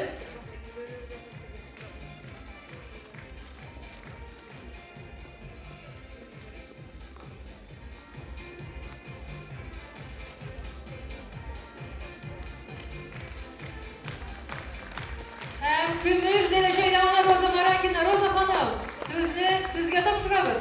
Микрофон янына рәхим итегез. Hayırlı günler başarılı. Sizge Müslüm'den koynar selam alıp geldik. Bizning işte yamanlık saytlarında kişiye 3. gün yazışlar bizde kaldılar. Şulay olgaç biz alara öpmüşlük olup kestik bizimiz bilen. Lekin alar Minzeleye gittiler. Ne şulay idi. Biz bugün sizge Endi marafonchilarga, bu yerda o'zimning komandaga bek zo'r rahmat aytishim keladi. Biz 43 komanda, ular meni aylaman deb so'radilar. Biz hozir mana endi shu bosqichga yetdik. Bek zo'r rahmat boshlig'ingizga. Ravil, rahmat sizga. Ham biz sizga o'zimizning yozuvchi mana 3 avtorning kitobini men Ravil afandiga olib keldim. Avtorlar bilan avtograflar bilan Fuat abi Sadriyev o'zi bu yerda Türkiye Bankası Garay Tamşar abi Ahmetcan'ı.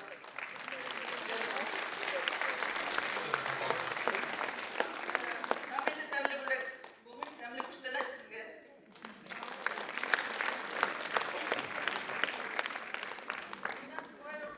Bizden şulay yok, bizden yazışlarımızga temlep şey işsinler de motor op geldik.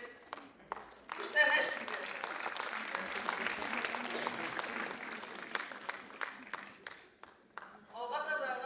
Birge Allah bir işlerge yazsın. Komandalarımız zo'raysınlar, ko'paysinlar.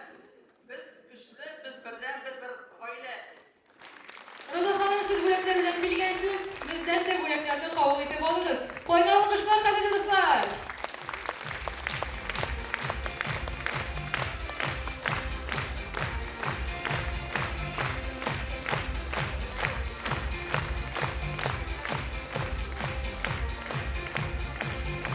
Agarda ko'mak fotoga tushgan bo'lsangiz, qo'ynar olqishlar ostida biz sizni zalga uzatamiz. Zo'r rahmat sizga.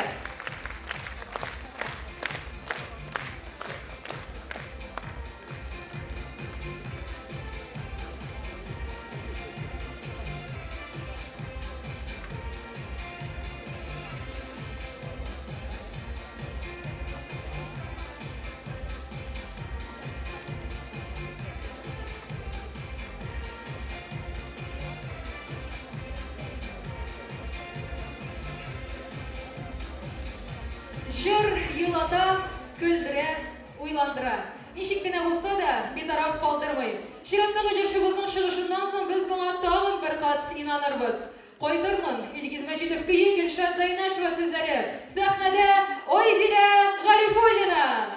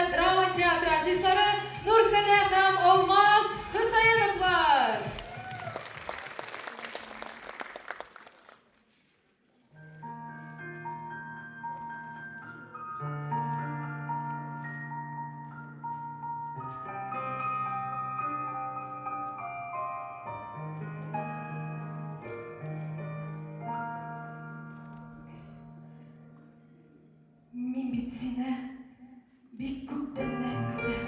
Мин бит сине бик күптәннән көтәм. Йөрәгемә учак ягып көтәм. Берләрен тулышкан күреп, елмайган көннән алып көтәм. Күгәрченнең үбешкәнен күреп, оялган көннән алып көтәм. Сагынып көтәм. Җирдән, судан, һавадан көтәм. Алладан көтәм. Калардан көтәм тизрәк тамнар атканын. Көтәм тизрәк кояш батканын. Синең килгәнеңне көтәм. Көлгәнеңне көтәм. Кил син миңа. Караңгы төн димә, көндез димә, көз димә. Мәшәкатьле чакрымларны үтеп, тиз генә, кил генә. Бу дөньяда синсез бик куркыныч, һәм тыныч та түгел. Йоклардан торам сискәнеп, тыңлап ятам. Дәрес капкачларын ачып ябып, җилләр искәнен. Килер юлым, бәлки бик авырдыр, бик ураудыр, шулай да кил. Килер юлым, бәлки ерактыр, шулай да кил. Бәлки быел, шушы минуттыр, көтү кыен. Ә көткәнең килми калса, шуннан да кыены юктыр. Кил.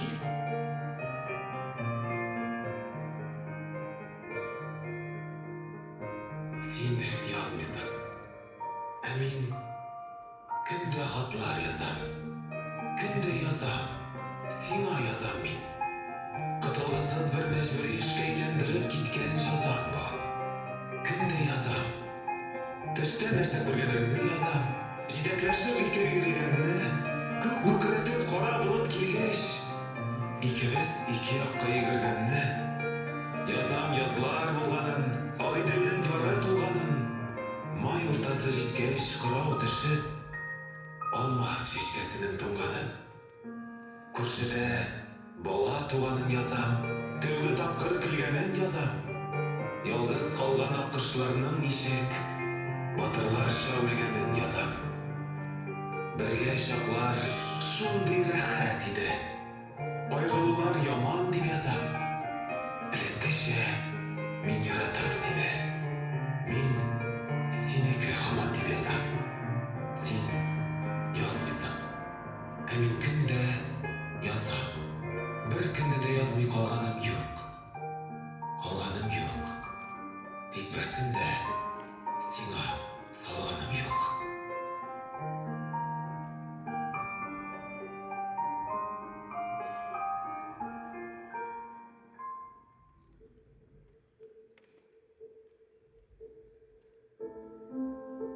Инде сине онытып та беткән идем. Чөнки бөтенләйгә киткән идең. Кире килмәскә дип, мине күрмәскә дип киткән идең. Нигә кире килдең? Үкенергә, гафу үтенергә килдеңме? Киткән чакта үкенмәгән идең, гафу үтенмәгән идең бит. Һәм хәзер дә аның кирәге юк. Ничек булган, калсын шул килеш. Яңа яуган ап-ак кар өстенә тәү башлап салынган юл килеш. Яңа сауган сөт шикелле пак килеш. Яңа туган бала кебек саф килеш. Калсын. Үкенешмик. Гафу да үтенешмик. Без ятларбыз хәзер. Читләрбез. Үткәннәрдән бергә килгәнбез дә, киләчәккә аерып киткәнбез. Ерак киткәнбез. Синең дә, минем дә үз тормышым. Эшегәндә кайтып җылынырга синең дә, минем дә үз куышым. Табигатьнең усал законы бар. Бер үк язлар ике була алмый. Гөлләр, чәчәкләр дә, кешеләр дә ике туып, ике үлә алмый. Мәхәббәт тә шулай. Рәхимсез. Тик бер килә, ике килә алмый. Кит.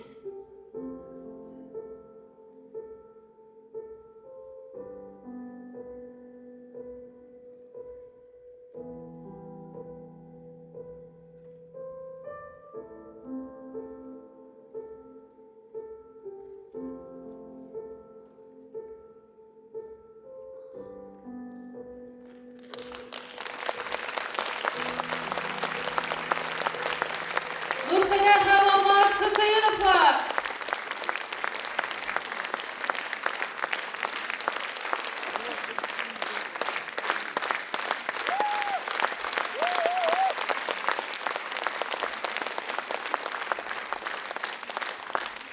Кадерле дуслар, без бүләкләү тантанасын дәвам итәбез. Бүләкләү өчен сәхнәгә Татарстан Мәдәният министрлыгының массакүләм мәгълүмат чаралары һәм иҗтимагый оешмалар белән аралашлык бүлеге мөдире Фәйз Рахманов Айрат Шамиловны чакырабыз.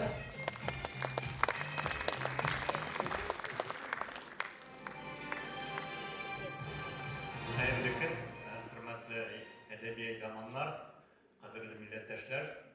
Сезгә барыгызга да Мәдәният министры Ират Хәҗҗан кызы Аюп исеменнән зур сәламнар җиткерергә рөхсәт итегез. Барыгызны да уңышлы итеп әдәби сезон тамамлануы белән котлыйбыз. Әлбәттә, әдәби марафон хәрәкәте зур хәрәкәткә оешып, үсә бара һәм әдәби марафон хәрәкәтенә зур уңышлар теләп калабыз. Үзегезгә уңышлар теләп калабыз. Әдәбиятны сөюгез өчен, пропагандалавыз өчен, кешеләр арасында әдәби белемне тараткан өчен сезгә барыгызга да олы рәхмәтләр җиткерәсе килә. Һәм аеруча берничә кешене котлыйсы килә. Татарстан Республикасы Мәдәният министрлыгының рәхмәт сүзе белән татар мәдәният һәм әдәбиятын үстерүгә зур өлеш керткән өчен Яшел-Үзән районы әдәби әйдәманы Сәйфетдинова Рәзинә Барый кызын котлыйбыз.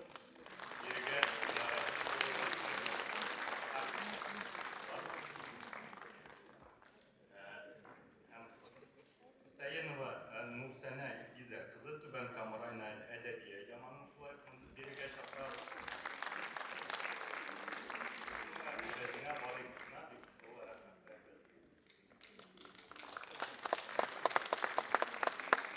Кадерле кунаклар, сездән кайнар алкышлар. Менә шулай. Татар мәдәниятын һәм әдәбиятын үстерүгә зур өлеш керткән өчен рәхмәт сүзе белән Түбән Кама районы әдәби әйдәманы Сәенова Нурсәнә Илгизә кызын котлыйбыз.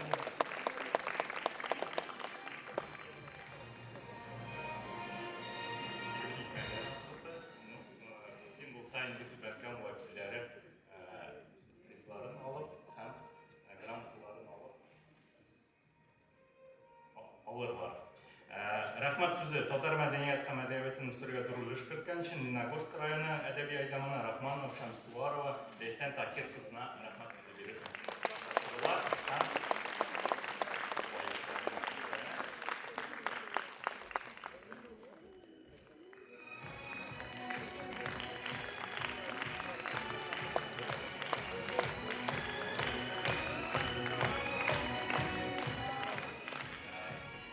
Районы әдәби әйдәманы Игъланова Гүзәл Самат кызын бирегә чакырабыз. Рәхмәт сүзе.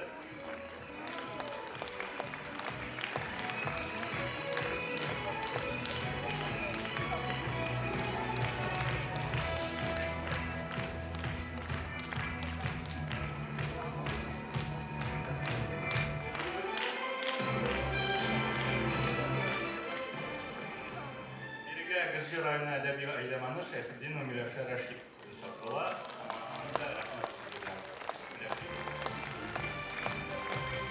Гыржы районы Ерак район һәм Ерактан да киләләр тамаша залына.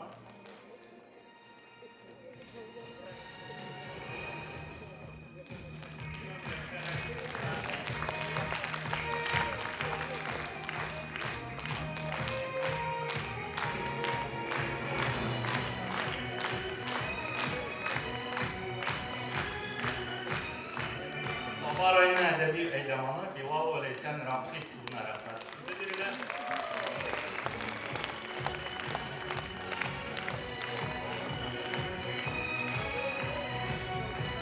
Сабалар бармы монда?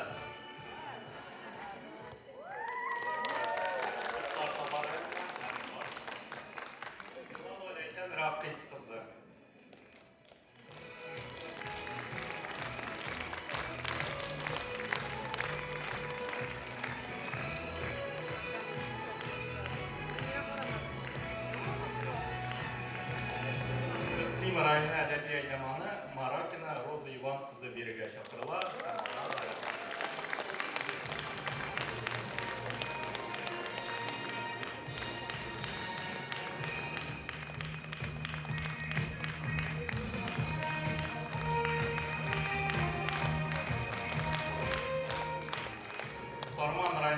әйдаманы Гарипова Гүзәлия Нух кызына рәхмәт сүзе тапшырыла һәм бүләк.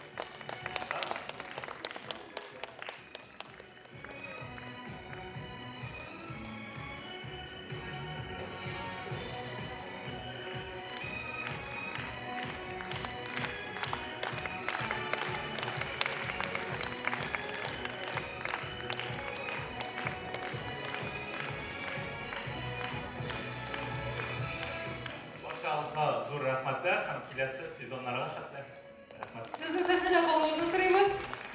Сәхнәгә алтын дәрәҗә әдәби әйдәман Ләйсән Билалова һәм аның командасы чакырыла. Рәхим итегез.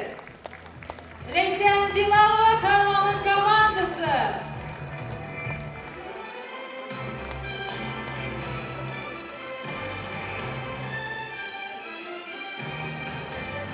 Ләйсән Билалова шулык әдәби әйдәман 2024 Татарстан районнары арасыннан иң актив әдәби әйдәман. Көчле алкышлар аңа.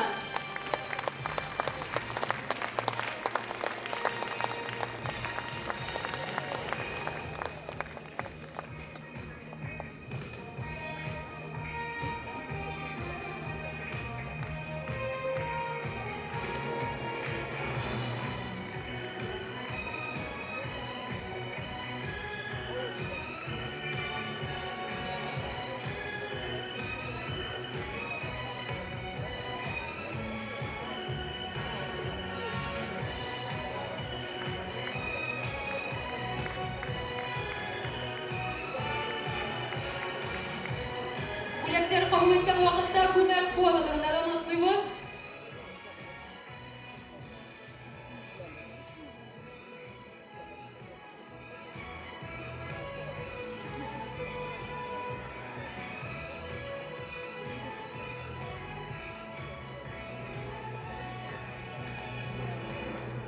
Ләйсән ханым, сезне сезгә тапшырабыз. Микрофон янына рәхим итегез.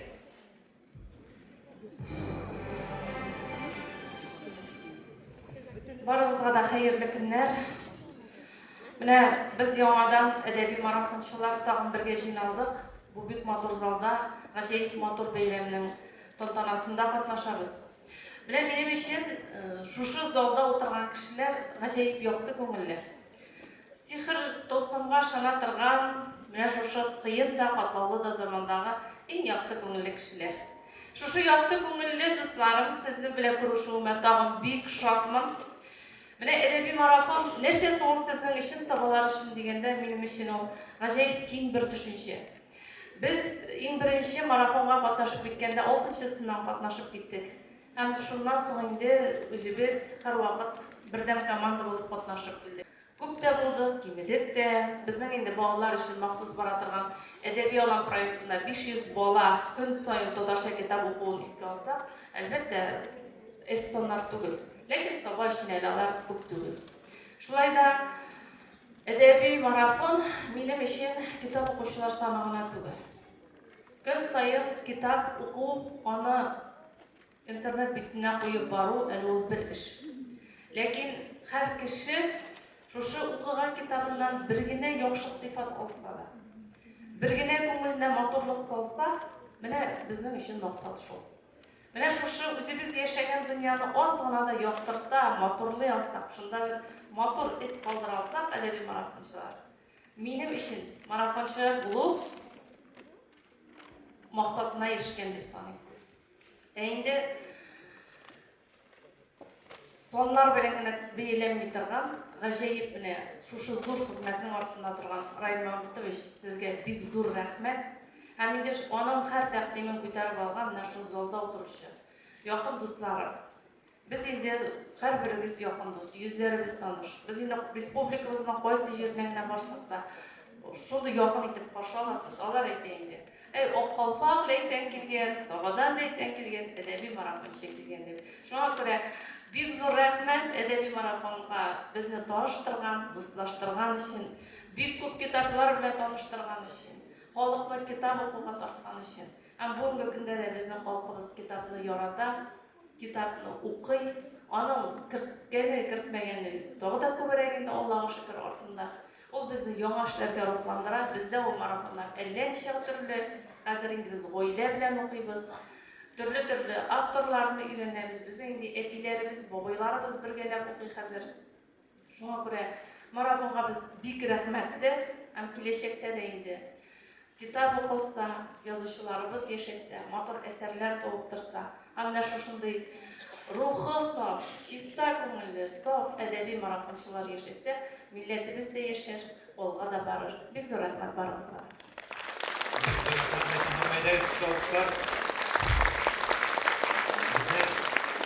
Һәр елны Саба районы иң күп китап укучы район булды һәм быел да ул иң күп китап укучы район исемен алды һәм Айрат әфәнде менә бу кубокны үзегезнең кулларыгыз белән тапшырсагыз бу бүләкләрне ия.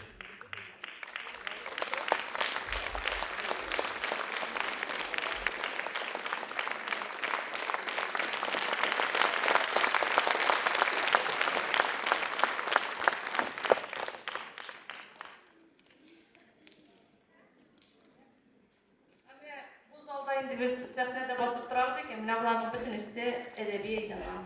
Әгәр менә шушы кызларның белән башланып киткән эшне алар күтәреп алмаса, һәрберсе үз артыннан үзләренең китап укучыларын, дусларын, гаиләләрен ияртмәгән булсалар, безнең әдәби марафоныбыз халык арасында киң таралмаган булыр иде. Мин аларга бик зур рәхмәтле. Әгәр хәтерләсәгез, инде без гармуннар белән дә чыктык, җырлап та чыктык. Гомумән тормышыбызның бер өлеше булган әдәби марафон безне бик күбәйбергә өйрәтте. Мин хәтерлим әле. Операциягә керергә кирәк. Мин врачларга аңлатам, әдәби марафонга барасым бар минем дип. Көлке инде бер караганда шулай бит. Без инде командабыз белән катнаштык. Караңгыда гына төн уртасында Сабага кайтып җиттек.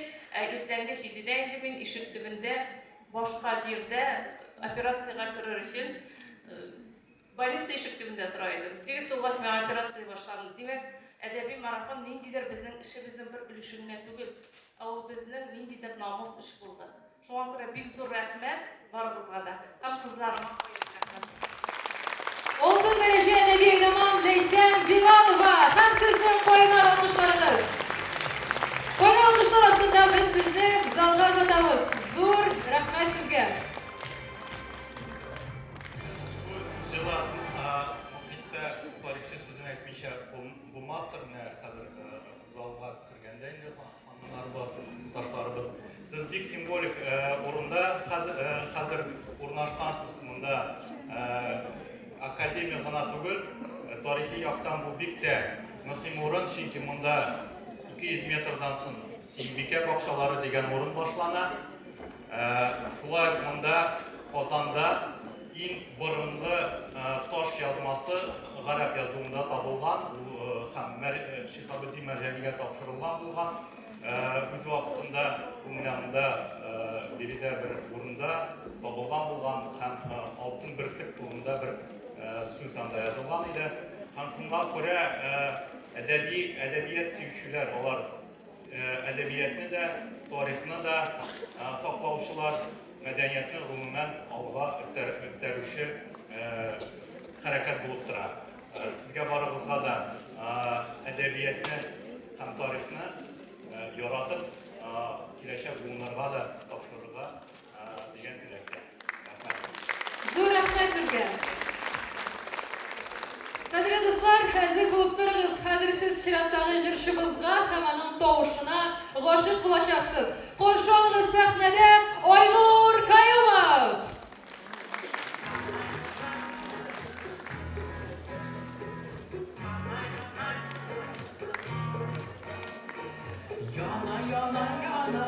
Yana yüreğim, dire yaptan sine, tezlik gözlerim. Yana, yürek basılmay, yazmışıma yazgan sinde yar bulmay.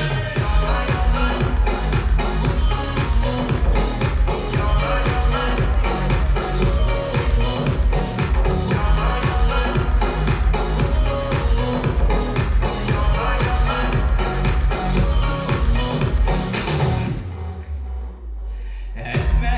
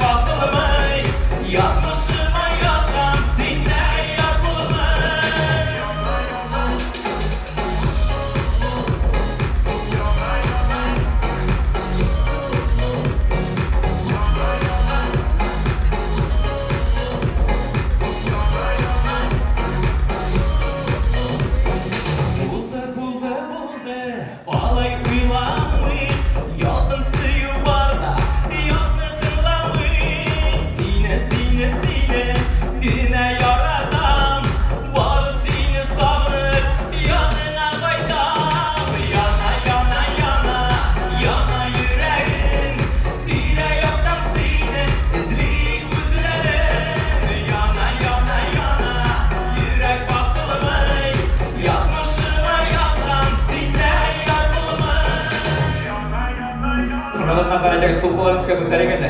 Уң кулларны күтәрәбез дә җиңүчеләргә алкышлар бирик инде.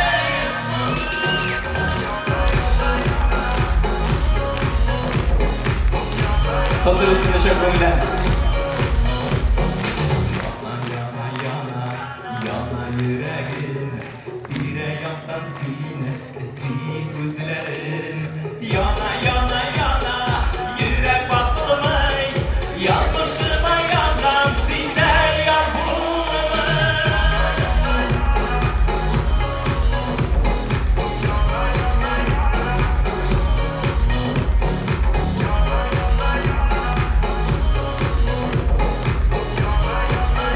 Hazır olsun gençlerle, yana Nurkat.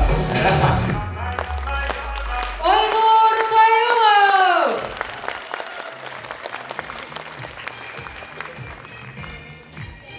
Edebi Marafon 2024 tamam. 2025 yılda Edebi Marafon nindi bulur? Anda nindi yoğunluklar kütüler. Sizni Edebi Marafon proyekti yetekçisi, tatlı uyuşturucu fondu direktörü Royal Fataulin'e topşırabız.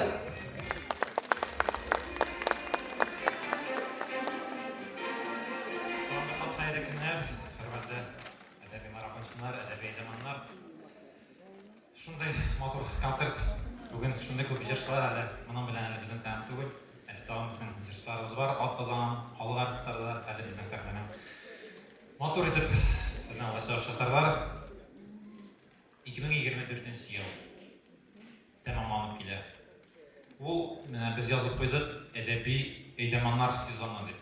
2024-yılның башланган вакытта 2023 елда Кәрим Тинчурин театрына иртәгә чыгыш ясты дигән чагында озак кына уйладым. Нинди булырга тиеш ул 2024? Кемнәр аның киләчәге? Ул нинди булырга тиеш? Нәрсә көтә безне анда? Һәрбернең була башлангычы, була тәмамы. Безнең әдәби марафон тәмамлана торган йолдыз сүнгән вакыт түгелме? Ул тагында яктырак янсын өчен нишләргә тиеш? Һәм менә бу йолдызларны яктыртучылар сез булдыгыз йолдыздай. Аны тагында бермә-бер кат ныгытучы, яктыртучы һәм бик күп фикерләр, бик күп мәгълүмат сезнең белән без аны аерым үзебезнең әңгәмәдә фикер алышып, сөйләшеп торабыз. Һәм әлбәттә, бу безнең сезон беренче елны без тәмамладык. Сезон дәвам итә, әдәби әйдәманнар сезоны дәвам итәчәк. Һәм инде безнең нинди үзгәрешләр көтелә. Хәзер вакытта бик күп кенә китапханәләрнең, мәктәпләрнең, оешмаларның үзләренең рәсми аккаунтларыннан түгел, шәхси аккаунтларыннан түгел, рәсми берләшмә аккаунтларыннан катнашырга рөхсәт сораулар бик күп булып китте. Һәм без 2025 елда иң беренче яңалык, икенче яңалык икән, проектта физик затлар белән бергә юридик затлар да, ягъни китапханәнең үзенең берләшмәсе алып барырга мөмкин. Ягъни китапханә янында аның укучылары, ягъни китапханәче үзенең китап укучылары белән катнаша алачак. Мәктәпләр үзләренең мәктәп укучылары белән катнаша алачак. Мәктәптән бер әйдәман һәм ул мөгаллим татар теле һәм әдәбият укытучысы булыр дип уйлыйбыз. Аның төрле әйдәманы булырга мөмкин, ул директоры булырга мөмкин. Ул андагы бер нинди әле хәтта 9-11 сыйныфка да җитмәгән ниндидер бер яшь кыз яисә яшь егет булырга мөмкин, укучы булырга мөмкин әлеге мәктәптән әйдәман. Аның йолдызчыгы, аның лидеры. Һәм менә бу кешеләргә без шулай ук мөмкинлек бирергә уйлыйбыз. Статусларга килгән чагында яңа статуслар һәм номинациялар быел менә иртәгә дигән көнне ул уйлап табылган статуслар иде, аның башлангыч дәрәҗәдә дип. Ул сезнең һәм гомумән ничә ел булган тәҗрибә нигезендә уйлап ясалган статуслар булды һәм мөгаен ул шактый роль уйнады. Кемгәдер үзенә алга максат куеп тагын ныгырга мөмкинлек бирде. Кемнәрдер әлбәттә юк булдыра мөмкин дип күңелсезлеккә төшеп алганнар булды. Әмма дә ләкин менә без карыйбыз, кая гына барсак та созвездие йолдызлыкмы ул, голос тапшыруымы ул, кая гына барсагыз да анда конкурс. О, голоста катнашкан, о, созвездие йолдызы, о, туган кайларда, ягъни сез аларны шундый шакатып күрәсез.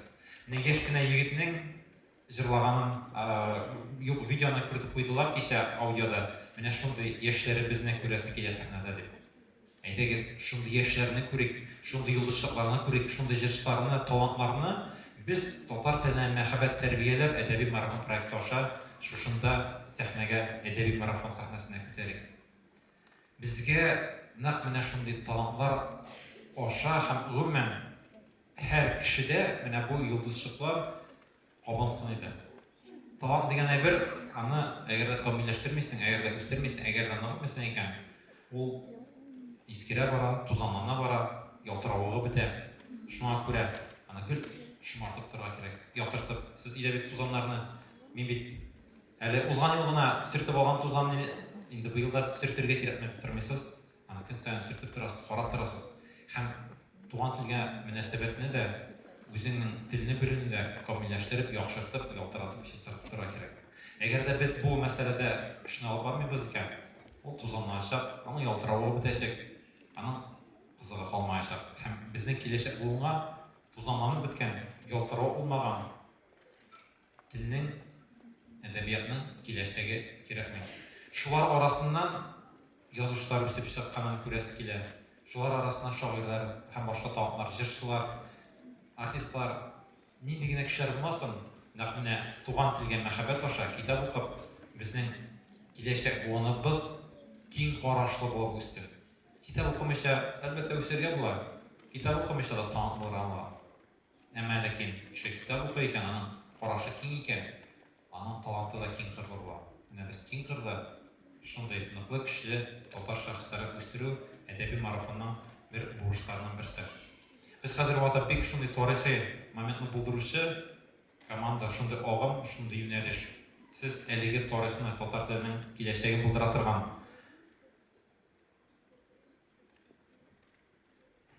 онытылмады.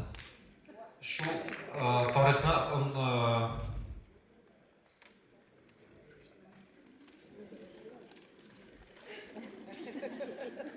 тыңлай белергә өйрәнегез. Һәм иң беренче чиратта менә бу статусларны әйттем, проектта физик затлар белән бергә юридик затларны әйттем. Һәм декабрь аенда вакытындасын билгеләрбез.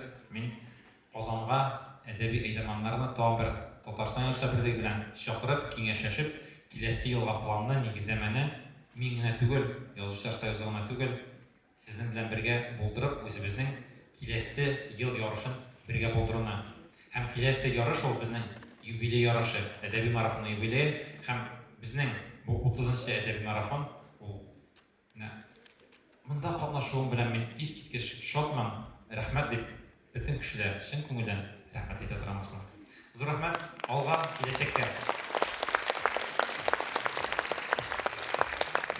Әлеге сезонда ирешелгән иң югары дәрәҗә, платина дәрәҗә. Әлеге дәрәҗә бүләкне тапшыру өчен сәхнәгә Татарстан Язучылар берлеге рәисе урынбасары Илсөяр Вазыйх кызы Ихсанованы чакырабыз.